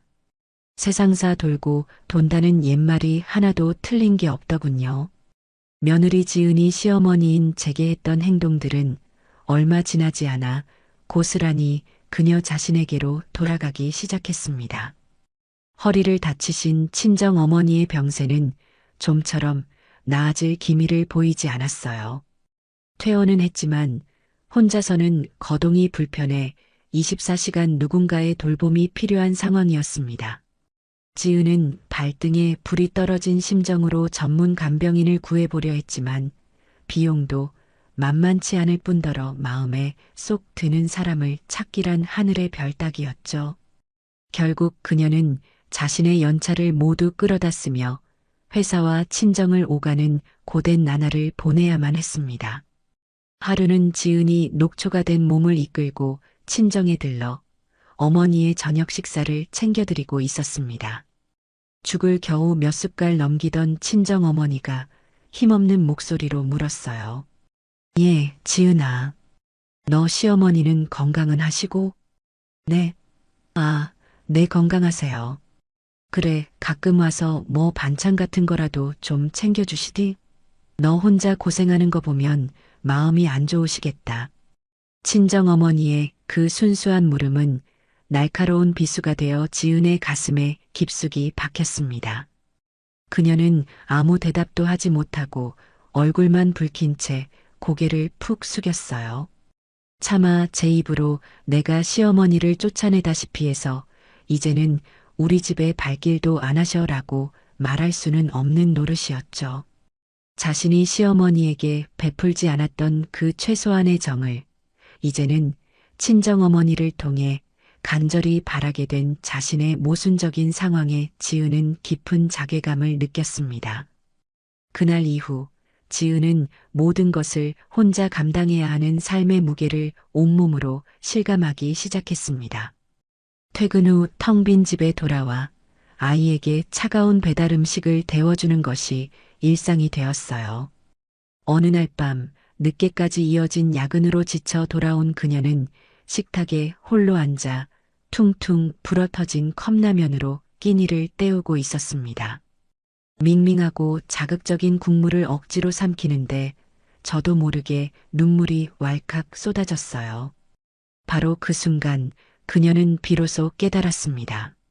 자신이 그토록 무시하고 하찮게 여겼던 시어머니가 차려주던 그 따뜻한 밥 한 끼의 온기가 얼마나 소중하고 귀한 것이었는지를요. 그 밥상에 담겨 있던 것은 단순히 음식이 아니라 시간과 정성, 그리고 사랑이었다는 사실을 너무나 뒤늦게 깨닫게 된 겁니다. 아들 부부는 더 이상 이렇게 살아서는 안 되겠다고 생각했는지 며칠 후 저를 찾아왔습니다. 주말 오후 갑작스러운 그들의 방문에 저는 적잖이 놀랐죠. 그들의 양손에는 제가 평생 받아본 적 없는 값비싼 한우 세트와 고급 영양제, 과일 바구니가 들려 있었습니다. 마치 큰 잘못을 저지르고 용서를 빌러온 사람들처럼 두 사람의 얼굴은 어색함과 미안함으로 굳어 있었어요. 저는 그들을 집 안으로 들였지만 예전처럼 반갑게 달려나가 맞이하지는 않았습니다. 웬일이냐, 미리 연락도 없이. 어머니, 그냥 얼굴도 뵐 겸 근처에 볼 일도 있고 해서요. 아들이 쭈뼛거리며 변명을 늘어놓았어요. 저는 그들을 손님 대하듯 거실 소파에 앉히고 주방으로 가 차를 내왔습니다. 제가 직접 끓인 구수한 둥글레차가 아닌 손님 접대용으로 사다 둔 고급 녹차 티백이었죠. 차상에는 직접 만든 약과나 한과 대신 백화점에서 사온 예쁜 쿠키를 몇 조각 곁들였습니다. 집 안 분위기는 어색한 침묵으로 가득 찼어요. 거실 한쪽 벽에는 제가 모델 교실에서 워킹 연습을 하는 사진이 커다랗게 걸려 있었고 테이블 위에는 패션 잡지와 여행 책자들이 어지럽게 놓여 있었습니다. 이 집의 주인과 세상의 중심이 이제는 그들이 아닌 바로 나 자신이라는 것을 보여주는 무언의 증거들이었죠. 한참이나 참한 홀짝이던 며느리 지은이 마침내 무거운 입을 열었습니다. 어머니, 저 그동안 정말 죄송했어요. 목소리는 모기만하게 기어들어가고 시선은 바닥에 떨군 채였어요. 하지만 저는 그 사과에서 진심을 느낄 수가 없었습니다. 그것은 진정한 반성에서 우러나온 사과가 아니라 자신의 상황이 힘들어지자 마지못해 내뱉는 형식적인 말이라는 것을 직감했죠. 저는 희미하게 미소를 지으며 부드럽지만 단호하게 말했습니다. 아가, 지난 일은 다 지난 거다. 나도 다 잊었다. 그러니 너도 마음에 담아두지 마라. 너희도 사는 게 얼마나 힘들고 팍팍하겠니. 내가 다 이해한다. 제 말은 표면적으로는 모든 것을 용서하고 이해한다는 너그러운 말처럼 들렸을 겁니다. 하지만 그 속에는 나는 너의 사과를 받아줄 마음이 없다. 나는 이미 너희 없이도 잘 사는 법을 터득했으니 앞으로도 각자의 인생을 살아가자는 차가운 의미가 숨어 있었죠. 제 대답에 아들 내외는 더 이상 아무 말도 하지 못했습니다. 그들은 얼마 지나지 않아 자신들이 들고 온 선물보다 더 무거운 마음을 안고 자리에서 일어났습니다. 저는 그들을 현관문 앞까지 배웅했지만 예전처럼 아들의 손을 잡거나 며느리의 어깨를 두드려주지는 않았습니다. 그렇게 어색한 방문은 아무런 해결도 하지 못한 채 끝이 났습니다.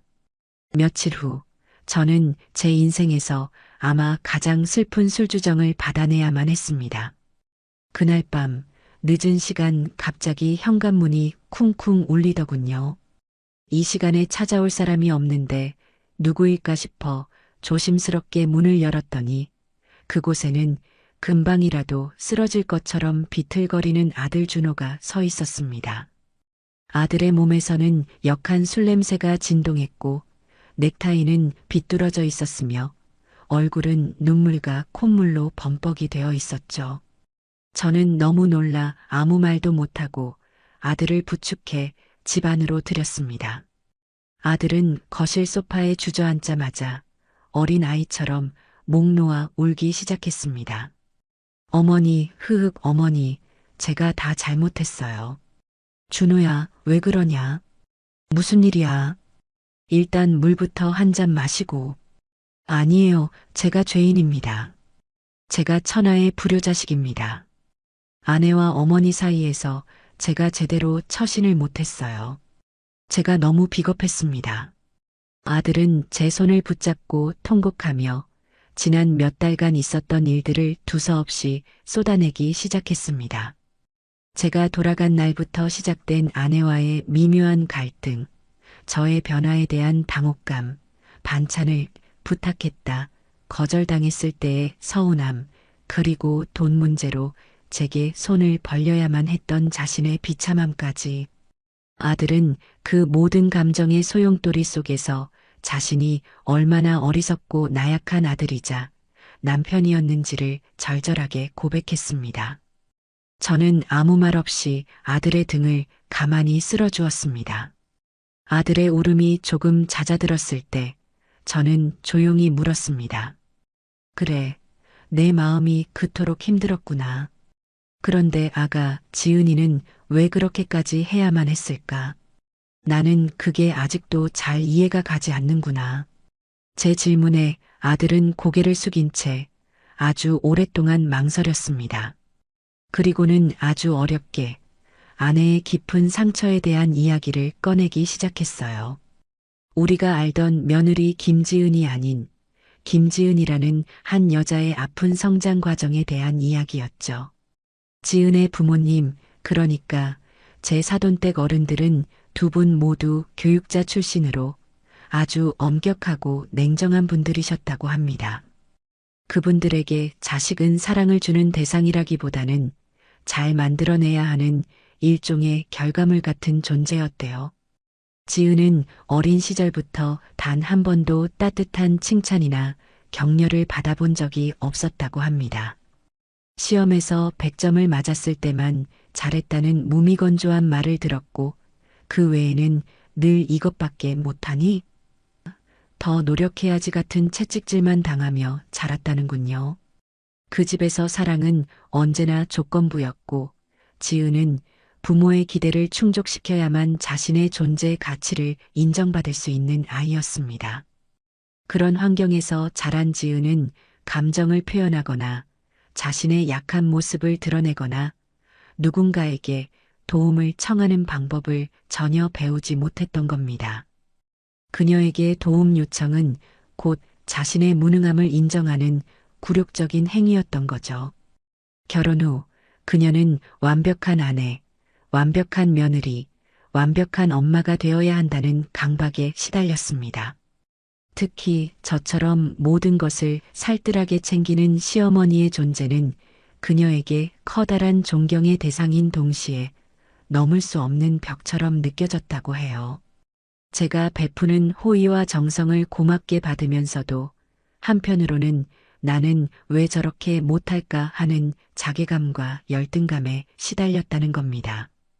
그날 제가 예고 없이 찾아왔을 때 그녀는 마침 회사에서 큰 실수를 저질러 심하게 질책을 받고 온 날이었다고 해요. 집은 엉망이고 아이는 말을 듣지 않고 모든 것이 엉망진창인 자신의 초라한 현실을 완벽한 시어머니에게 들키고 싶지 않았던 마음. 그리고 그 모든 것을 위로받고 싶었지만 차마 어머니, 저 너무 힘들어요. 라는 말을 꺼낼 용기가 없었던 어리석음. 그 모든 감정이 뒤섞여 결국 저를 밀어내는 아주 잘못된 방식으로 표출되고 말았던 겁니다. 아들은 아내의 그런 깊은 속내를 헤아려 주지 못하고 그저 이기적이라고만 몰아세웠던 자신의 잘못을 통감하며 또다시 눈물을 쏟았습니다.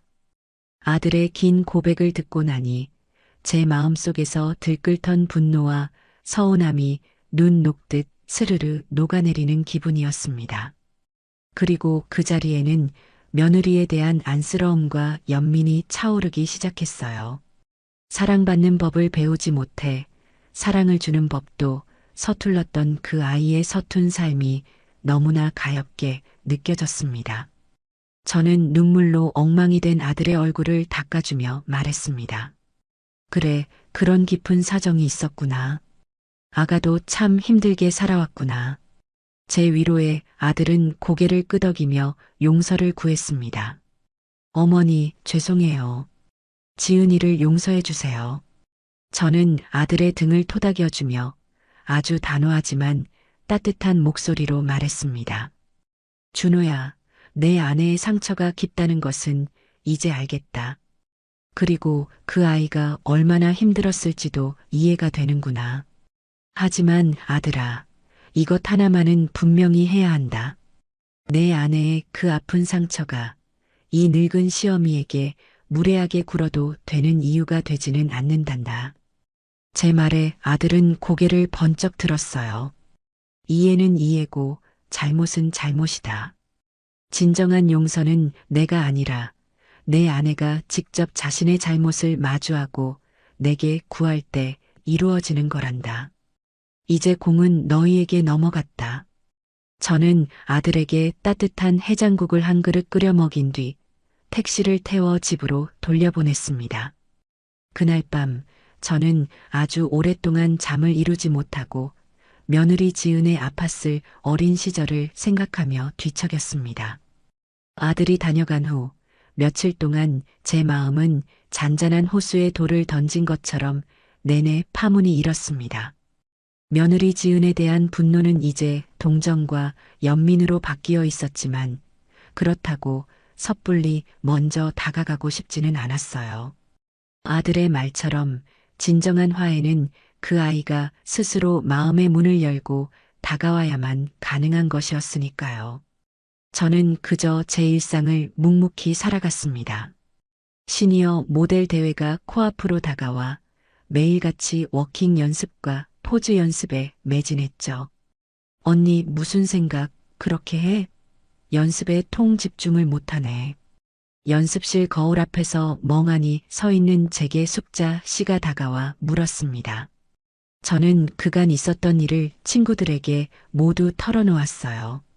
제 이야기를 다 들은 숙자 씨는 여전히 분이 안 풀린다는 듯 씩씩거렸습니다.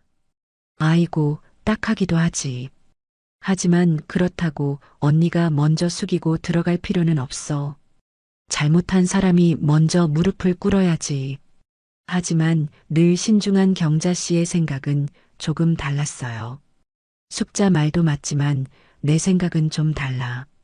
그 며느리라는 사람 성격에 아마 죽어도 먼저 미안하다는 말 못할걸. 자존심 때문에. 그러다 영영 담쌓고 살게 될 수도 있어. 언니, 정말 그래도 괜찮겠어? 경자 씨의 말에 제 마음이 다시 복잡해졌습니다. 손주 얼굴도 못 보고 아들과도 영영 서먹하게 지내는 것. 제가 진정으로 바라는 결말은 그게 아니었습니다. 제가 원했던 것은 그들에게서 받는 존중이었지, 단절이 아니었으니까요. 그날 저녁 저는 집으로 돌아와 한참을 고민했습니다. 모델 대회 때 입을 의상을 옷장에 걸어두고 바라보는데 문득 좋은 생각이 떠올랐어요. 이것이야말로 제 자존심을 지키면서도 며느리에게 자연스럽게 다가갈 수 있는 가장 좋은 방법이라는 확신이 들었죠. 저는 큰 용기를 내어 몇 달 만에 처음으로 제 손으로 직접 며느리의 전화번호를 눌렀습니다. 길고 긴 통화 연결음이 제 심장을 조여왔어요. 받지 않으면 어쩌나 하는 걱정이 들 때쯤 낯설고도 익숙한 목소리가 들려왔습니다. 여보세요? 지은의 목소리는 잔뜩 잠겨 있었고 경계심이 가득했습니다. 저는 애써 밝고 경쾌한 목소리로 말했어요. 아가, 나다. 시험이다. 저녁은 먹었고? 아, 네, 어머니. 무슨 일로? 다름이 아니라 내가 너한테 뭘 좀 도와달라고 전화했지. 너 혹시 내일 오후에 잠깐 시간 좀 내줄 수 있겠니? 제 예상치 못한 말에 며느리는 무척이나 당황한 듯 했습니다. 네, 저를요? 제가 뭐요?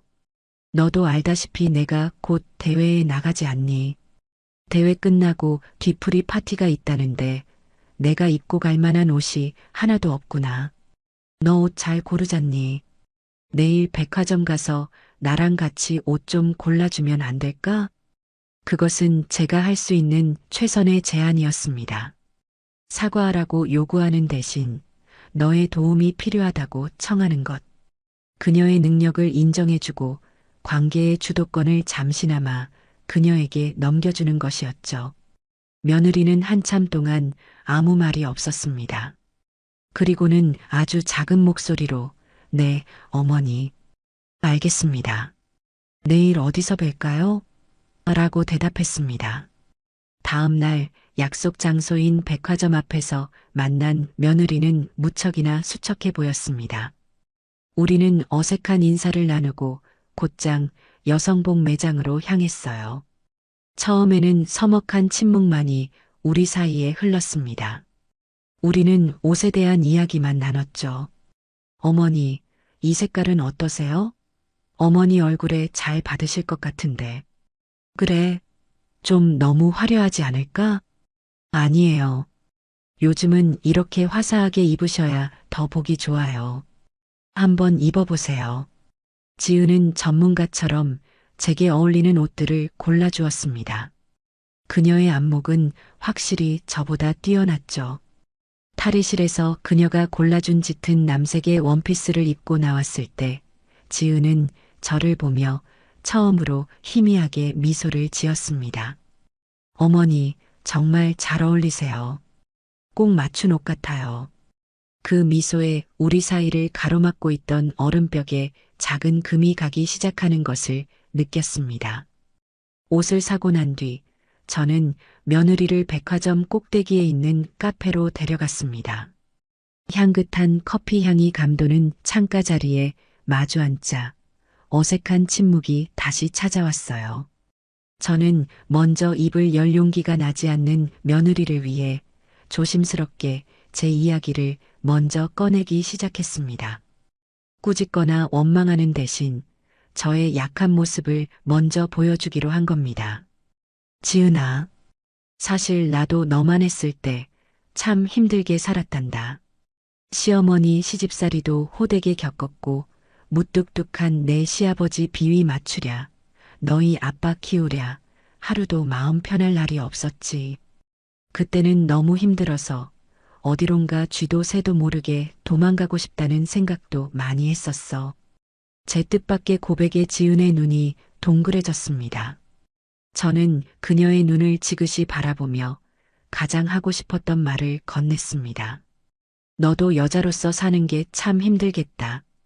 일하랴, 애 키우랴, 남편 챙기랴, 몸이 10개라도 모자라겠지. 나도 다 안다. 그 순간이었습니다. 단단하게 닫혀있던 며느리의 눈에서 그토록 참고 참았던 눈물방울이 툭 하고 떨어졌습니다. 한번 터져나온 눈물은 본물처럼 쏟아져 내렸고 지은은 어린 아이처럼 어깨를 들썩이며 오랫동안 서럽게 울었습니다. 카페 구석자리에 앉아 한참을 서럽게 울던 며느리는 이내 본물이 터진 듯 자신의 속마음을 모두 쏟아내기 시작했습니다.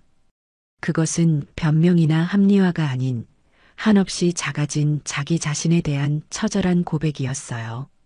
시어머니인 저를 실망시키고 싶지 않다는 압박감 하지만 아무리 노력해도 저처럼 완벽한 엄마이자 주부가 될 수 없는 자기 자신에 대한 실망감, 그리고 그 모든 스트레스와 열등감이 뒤엉켜 결국에는 저에게 씻을 수 없는 상처를 주고야 말았던 자신의 어리석음에 대해 그녀는 눈물로 용서를 구했습니다.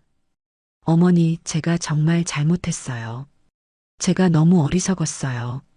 힘들면 힘들다고 도와달라고 솔직하게 말씀드렸어야 했는데 제 가짜는 자존심 때문에 어머니 마음에 제가 얼마나 큰 대못을 박았을까요?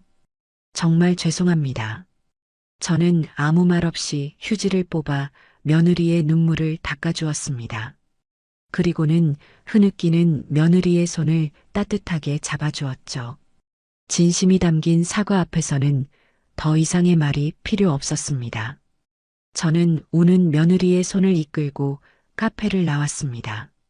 화려한 백화점을 벗어나 허름하지만 정겨운 골목길에 자리한 작은 밥집으로 향했어요. 보글보글 끓는 된장찌개 냄새와 고소한 생선 굽는 냄새가 나는 그런 평범한 식당이었습니다. 우리는 마주 앉아 갓 지은 따끈한 밥과 방금 끓여낸 김치찌개를 주문했어요. 펄펄 끓는 찌개가 뚝배기에 담겨 나오자 저는 며느리의 밥그릇 위에 두부와 고기를 듬뿍 얹어주며 말했습니다. 아가, 사람 사는 거, 그거 별거 아니다. 힘들 땐 힘들다고 솔직하게 말하고 속상할 땐 그냥 이렇게 마주 앉아서 따뜻한 밥 한 끼 나눠 먹으면 그게 또 힘이 되고 위로가 되는 거다. 혼자 다 짊어지려고 하지 마라. 이제부터는 나한테도 좀 기대고 나눠도 괜찮다. 제 말에 며느리는 또다시 눈물을 뚝뚝 흘렸습니다.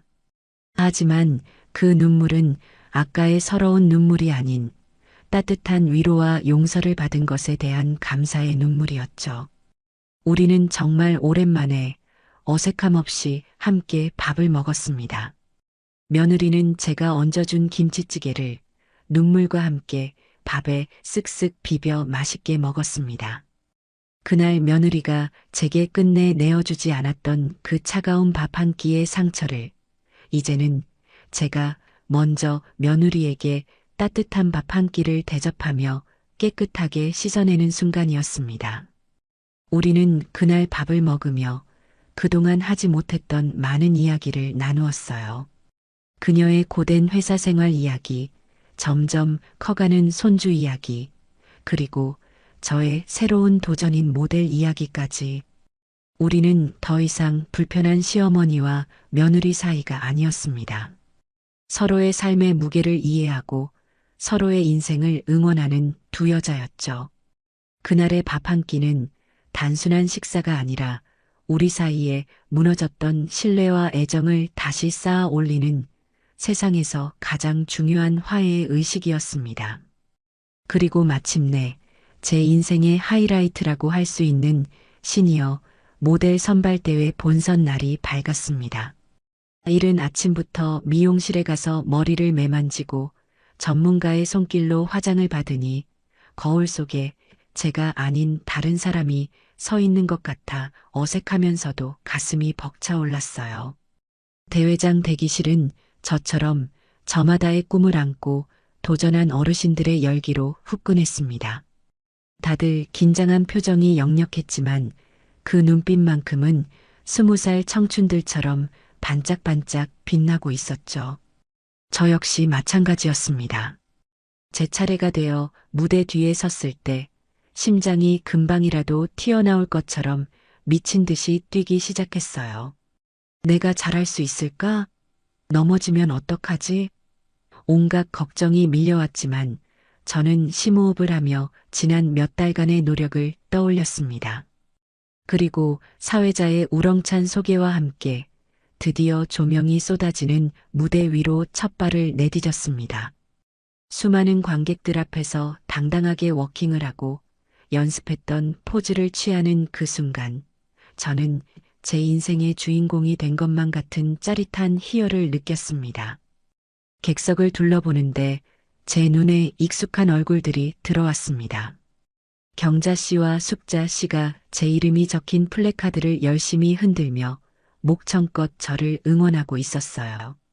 그리고 그 옆에는 제 아들 준호와 손주, 그리고 며느리 지은이가 나란히 앉아 있었습니다. 그들의 손에는 어설픈 솜씨로 만든 커다란 플래카드가 들려 있었죠.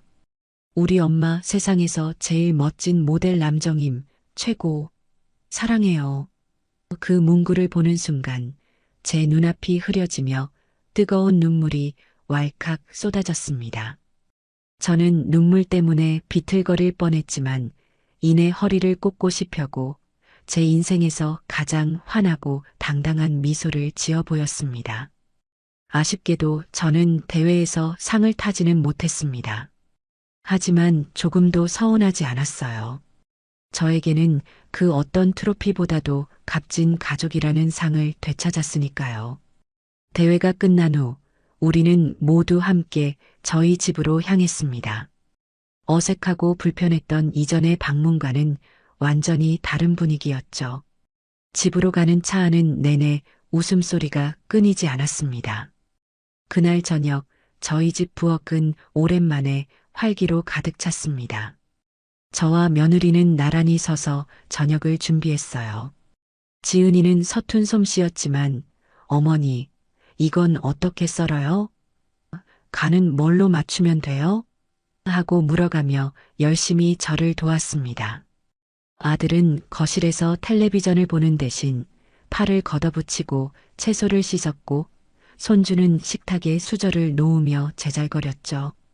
보글보글 끓는 된장찌개와 고소한 불고기 냄새, 그리고 사랑하는 가족들의 웃음소리가 어우러진 그 풍경은 제가 지난 수십 년간 꿈꿔왔던 가장 이상적인 저녁의 모습이었습니다.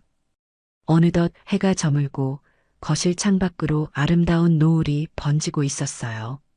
설거지를 마친 뒤 툇마루에 나란히 앉아 노을을 바라보는데 며느리가 제 어깨에 살며시 머리를 기대며 말했습니다. 어머니, 오늘 정말 멋지셨어요. 세상에서 제일 아름다우셨어요. 저는 그런 며느리의 머리를 가만히 쓰다듬어 주었습니다. 문득 지난 일들이 주마등처럼 스쳐 지나갔어요. 밥 한 끼에 서러워 눈물 짓던 그날부터 제 자신을 되찾기 위해 홀로 고군분투했던 시간들, 그리고 마침내 되찾은 오늘의 이 평화까지 저는 비로소 깨달았습니다. 진정한 복수는 상대를 무너뜨리고 상처를 되갚아주는 것이 아니라 보란 듯이 나의 행복을 되찾고 그 과정 속에서 무너진 관계를 바로 세우는 것이었다는 것을요. 저는 제 자신을 사랑하는 법을 배웠고 그 사랑이 결국 제 가족을 다시 하나로 묶어주었습니다. 우리는 이제 의무와 책임으로 얽힌 사이가 아닌 서로의 아픔을 보듬고 삶을 응원하는 진짜 가족이 되었습니다. 노을빛에 물든 며느리의 얼굴을 보며 저는 조용히 미소 지었습니다. 제 인생은 한 번 뒤집혔지만 이제야 비로소 제자리를 찾은 것만 같았습니다. 시니어 모델 대회가 끝나고 계절이 두어 번 바뀌는 동안 우리 가족에게는 이전과는 비교할 수 없는 따뜻한 평화가 찾아왔습니다. 일주일에 한두 번, 이제는 제가 먼저가 아닌 며느리 지은이에게서 먼저 전화가 걸려왔어요. 처음에는 용건이라도 있는 듯 어머니, 저번에 알려주신 그 나물 무침에 액젓을 넣는 게 맞죠? 하고 묻다가 이내 회사에 진상 손님이 왔는데 하며 자신의 소소한 일상을 스스럼 없이 털어놓기 시작했습니다. 저는 가만히 그 아이의 이야기를 들어주며 때로는 맞장구를 쳐주고 때로는 제 젊은 시절 이야기를 빗대어 조언을 해주었죠. 더 이상 우리 사이에 불편한 침묵이나 눈치는 존재하지 않았습니다. 주말에 아들네 집에 가는 제 발걸음은 더 이상 설렘 반, 두려움 반이 아니었어요. 온전한 설렘과 기쁨만이 가득했죠. 현관문을 열어주는 며느리의 얼굴에는 이제 진심 어린 미소가 걸려 있었고 손주 녀석은 할머니 하고 달려나와 제 품에 안겼습니다. 우리는 함께 거실에 둘러앉아 텔레비전을 보며 과일을 깎아 먹고 저녁에는 다 같이 부엌에 서서 음식을 만들었어요. 지은이는 아직 요리가 서툴렀지만 이제는 못한다고 빼는 대신 어머니, 제가 설거지는 다 할게요. 하며 자신이 할 수 있는 일을 찾아 나섰습니다. 아들 준호는 그런 아내와 저의 모습을 번갈아 보며 세상에서 가장 행복한 미소를 지어 보였죠. 제 삶 역시 풍요로워졌습니다. 비록 대회에서 상을 타지는 못했지만 저의 도전은 지역신문에 작게 실렸고 그걸 계기로 구청에서 주관하는 시니어 행사나 캠페인에 모델로 참여할 기회가 종종 생겼어요. 경자 씨, 숙자 씨와 함께 화사한 옷을 입고 카메라 앞에 서는 일은 제게 늙을 틈도 없이 새로운 활력을 불어넣어 주었습니다. SNS 친구도 제법 늘어서 이제는 제법 유명 인사가 다 되었답니다. 하지만 잔잔한 호수 같던 우리 가족의 평화는 예상치 못한 곳에서 불어온 거센 바람에 다시 한번 흔들리기 시작했습니다. 바로 제 사돈댁, 그러니까 지은이의 친정 부모님 문제였죠. 어느 날 저녁 지은이가 무겁게 가라앉은 목소리로 제게 전화를 걸어왔습니다. 어머니, 저 어떡하죠? 아빠 칠순 잔치 때문에 엄마한테서 전화가 왔는데 저는 대수롭지 않게 그래. 좋은 일인데 왜 그렇게 기운이 없어? 하고 물었습니다. 하지만 이어지는 며느리의 말에 저는 일이 보통 심각한 게 아니라는 것을 직감했습니다. 지은이의 친정어머니, 그러니까 안사 부인은 당신 남편의 칠순 잔치를 그저 조촐한 가족 식사로 끝낼 생각이 전혀 없으셨던 겁니다. 당신 남편이 평생을 교직에 몸담아 명예롭게 정년퇴임한 것을 온 세상에 과시라도 하듯 서울에서 가장 비싼 호텔의 연회장을 통째로 빌려 성대한 잔치를 열어야겠다고 선언하셨다는군요. 문제는 그 다음이었습니다. 호텔 대관료부터 시작해서 하객들에게 대접할 식사, 답례품, 그리고 당신들이 입을 고가의 한복까지 그 모든 비용을 오롯이 딸인 지은이와 사위인 준호가 감당해야 한다고 못을 박으셨다는 겁니다. 아니, 요즘 세상에 그런 경우가 어디 있니? 저도 모르게 기가 막혀 묻자 지은이는 힘없이 웃으며 말했습니다. 저희 엄마는 원래 그런 분이세요. 아빠 체면, 당신 체면이 세상에서 제일 중요한 분이시거든요. 제가 어릴 때부터 늘 그랬어요. 우리는 남들에게 부끄럽지 않게 살아야 한다고요. 그뿐만이 아니었습니다. 안사 부인은 하객으로 올 남편의 옛 동료들과 제자들 앞에서 딸과 사위가 얼마나 잘났는지를 보여줘야 한다며 준호에게는 장인어른을 위해 최고급 외제차를 선물할 것을, 지은에게는 자신을 위해 명품 가방을 사줄 것을 은근히 요구하기까지 했다는군요. 전화를 끊고 나서 저는 한동안 아무 말도 할 수가 없었습니다. 아들 내외가 이제 겨우 대출 이자의 압박에서 벗어나 한숨 돌리나 싶었는데 이게 또 무슨 날벼락 같은 소리란 말입니까? 제 마음속에서는 사돈댁에 대한 분노가 부글부글 끓어올랐습니다. 하지만 그보다 더 걱정되는 것은 며느리 지은이의 상태였어요.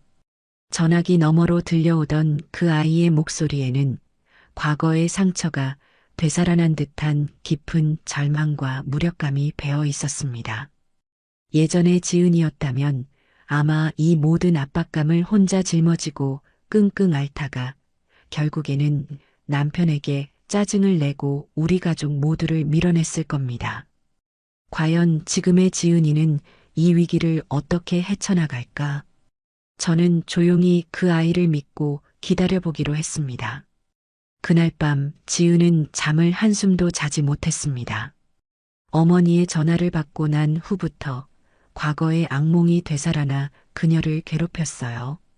부모님의 기대에 부응하기 위해 늘 전전긍긍해야 했던 어린 시절. 단 한 번의 실수도 용납하지 않았던 그 엄격한 분위기 속에서 그녀는 늘 숨이 막혔습니다. 결혼을 하고 독립을 하면 그 굴레에서 벗어날 수 있을 줄 알았는데 아니었습니다. 부모님은 여전히 그녀의 삶을 멀리서 조종하고 평가하고 있었죠. 여보, 표정이 왜 그래? 아까 장모님 전화 받고 나서부터 계속 안 좋네. 남편 준호가 걱정스럽게 물었을 때 지은의 입에서는 자기도 모르게 가시 돋친 말이 튀어나갈 뻔했습니다. 당신이 뭘 알아? 다 돈 문제야. 하지만 그녀는 입술을 꾹 깨물었어요. 그리고는 심호흡을 한 번 한 뒤 용기를 내어 남편에게 모든 것을 털어놓았습니다. 부모님의 무리한 요구와 그 요구를 거절하지 못하고 또다시 착한 딸이 되어야 한다는 압박감에 시달리는 자신의 비참한 심정까지도요. 예전 같았으면 상상도 못할 일이었죠. 남편은 아내의 이야기를 묵묵히 들어주었습니다. 그리고는 아내의 손을 따뜻하게 잡아주며 말했어요.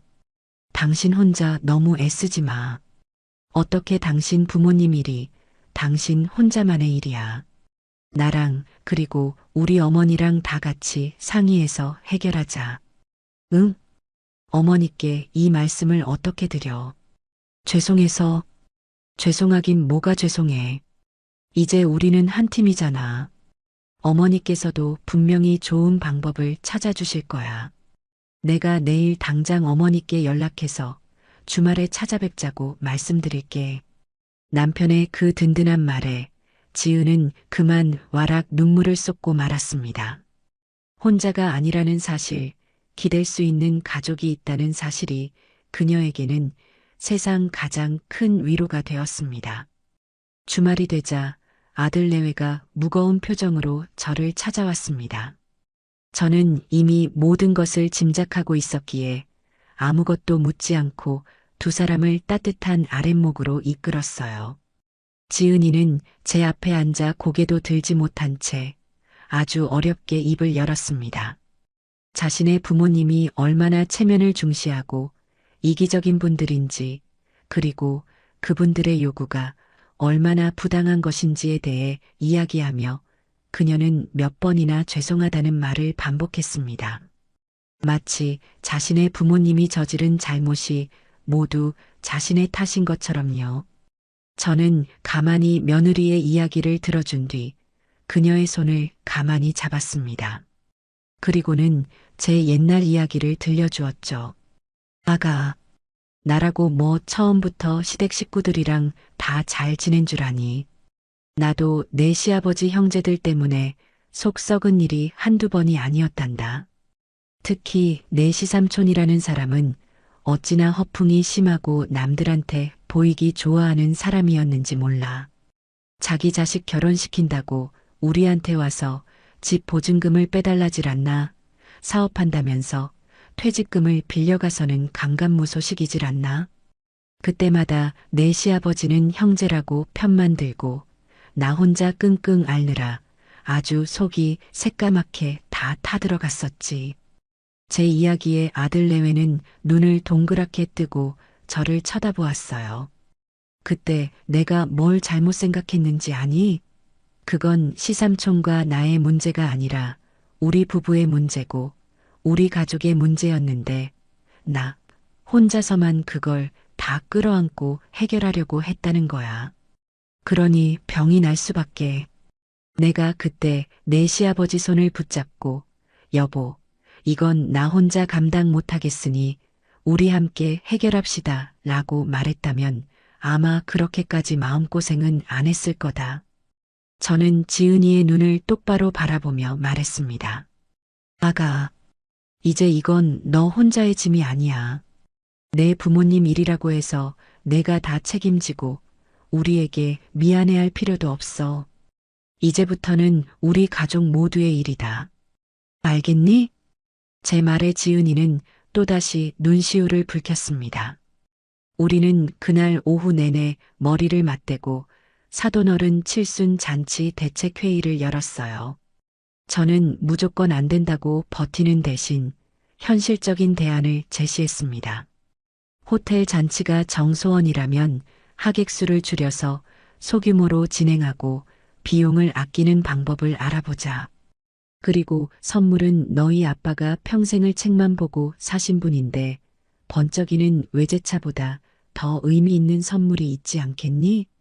예를 들면 제자들이나 가족들이 쓴 편지를 모아 책으로 엮어드린다거나 하는 식으로 말이다.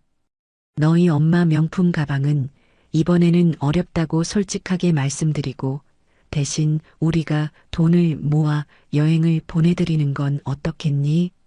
제 아이디어에 지은이의 얼굴이 조금씩 밝아지기 시작했습니다. 또한 저는 잔치 때 사돈댁 어른들께 드릴 이바지 음식은 제가 책임지고 도맡아 하겠다고 제안했어요. 아무리 호텔 음식이 좋아도 가족들끼리 나눠 먹는 음식은 또 달라야지. 내가 아주 보기 좋고 맛도 좋게 정성껏 준비해 갈 테니 그건 걱정하지 마라. 물질적인 도움은 아니었지만 제 마음이 담긴 그 제안의 녀석은 큰 감동을 받은 듯 했습니다. 우리는 그렇게 서로의 지혜와 마음을 모아 부당한 요구에 맞설 용기와 계획을 함께 세워나갔습니다. 그리고 마침내 사돈 어른의 칠순 잔칫날이 밝았습니다. 최고급 호텔 연회장은 사돈 어른의 명성에 걸맞게 화려하고 웅장했지만 어딘지 모르게 차가운 공기가 감돌았어요. 곱게 한복을 차려입은 안사 부인은 연신 부채질을 하며 손님들을 맞았지만 우리 가족을 향한 눈초리는 영 곱지 않았습니다.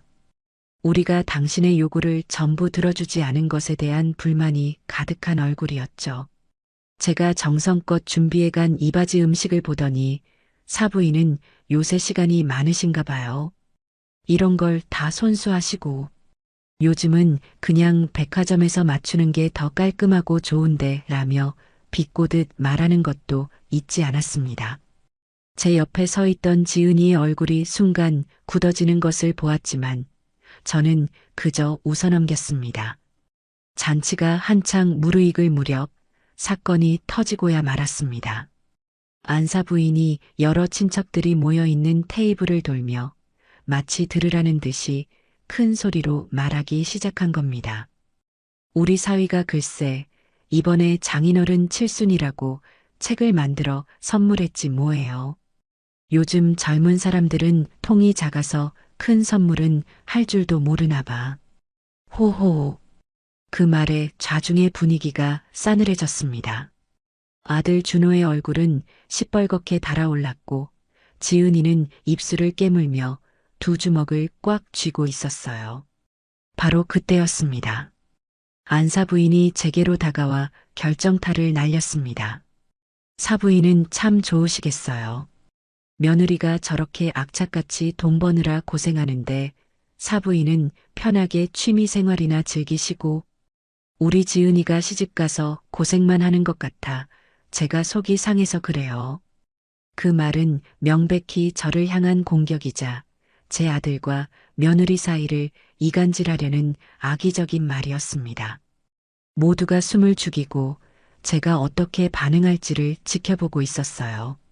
하지만 제가 입을 열기도 전에 놀라운 일이 벌어졌습니다.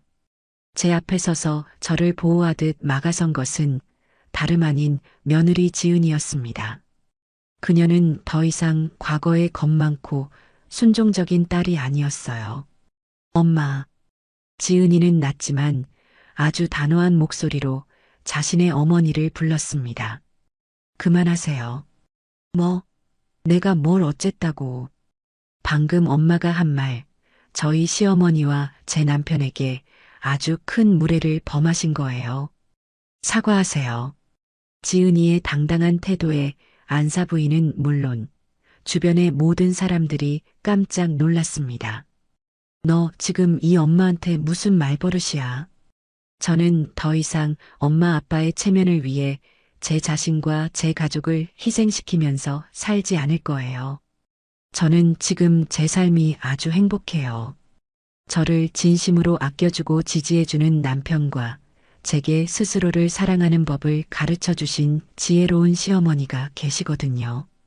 그리고 제 남편이 아빠께 드린 선물은 돈으로 살 수 없는 세상 가장 귀한 선물이라고 생각해요. 엄마가 그 가치를 몰라주신다니 정말 유감스럽네요. 지은이는 떨리는 목소리였지만 한마디 한마디에 힘을 실어 자신의 생각을 분명하게 밝혔습니다. 그리고는 저와 준호를 돌아보며 말했죠. 어머니, 여보, 저희 이제 그만 일어날까요? 진짜 잔치는 이제부터 시작이니까요. 그렇게 말하며 제 손을 잡고 돌아서는 며느리의 뒷모습은 제가 본 그 어떤 모델보다도 당당하고 아름다웠습니다. 호텔의 화려한 연회장을 나온 우리는 마치 감옥에서 탈출이라도 한 사람들처럼 한참을 웃었습니다. 며느리는 제가 너무했나요?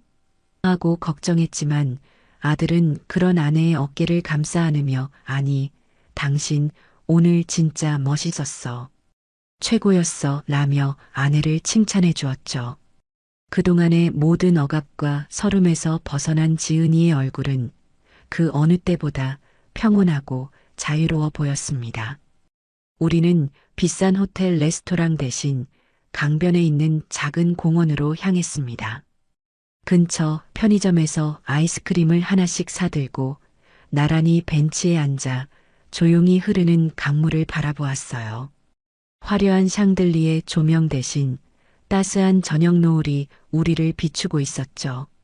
손주 녀석은 뭐가 그리 신나는지 저희 주위를 뛰어다녔고 그 모습을 바라보는 우리 세 사람의 얼굴에는 행복한 미소가 가득했습니다. 저는 문득 깨달았습니다. 진정한 가족이란 아무런 문제 없이 평온한 상태를 유지하는 것이 아니라 어떤 어려움과 폭풍우가 닥쳐와도 함께 손을 잡고 맞서는 과정 속에서 만들어진다는 것을요. 우리는 그동안 각자의 상처 속에서 서로를 핥히고 아프게 했지만 이제는 서로의 가장 든든한 방패이자 안식처가 되었습니다. 제 옆에서 남편의 어깨에 기댄 채 아이스크림을 먹으며 웃고 있는 며느리를 보았습니다. 이제 그녀는 제게 아들의 아내나 어려운 며느리가 아니었습니다. 제 인생의 가장 좋은 친구이자 제가 아끼고 사랑하는 또 하나의 딸이었습니다. 저물어가는 노을을 배경으로 행복하게 웃고 있는 내 가족의 모습을 가슴에 담으며 저는 조용히 되뇌었습니다. 나의 진짜 인생은 정말이지 이제부터가 진짜 시작이라고 말이죠. 라고 말이죠. 라고 말이죠. 라고 말이죠. 라고 말이죠. 라고 말이죠. 라고 말이죠. 라고 말이죠.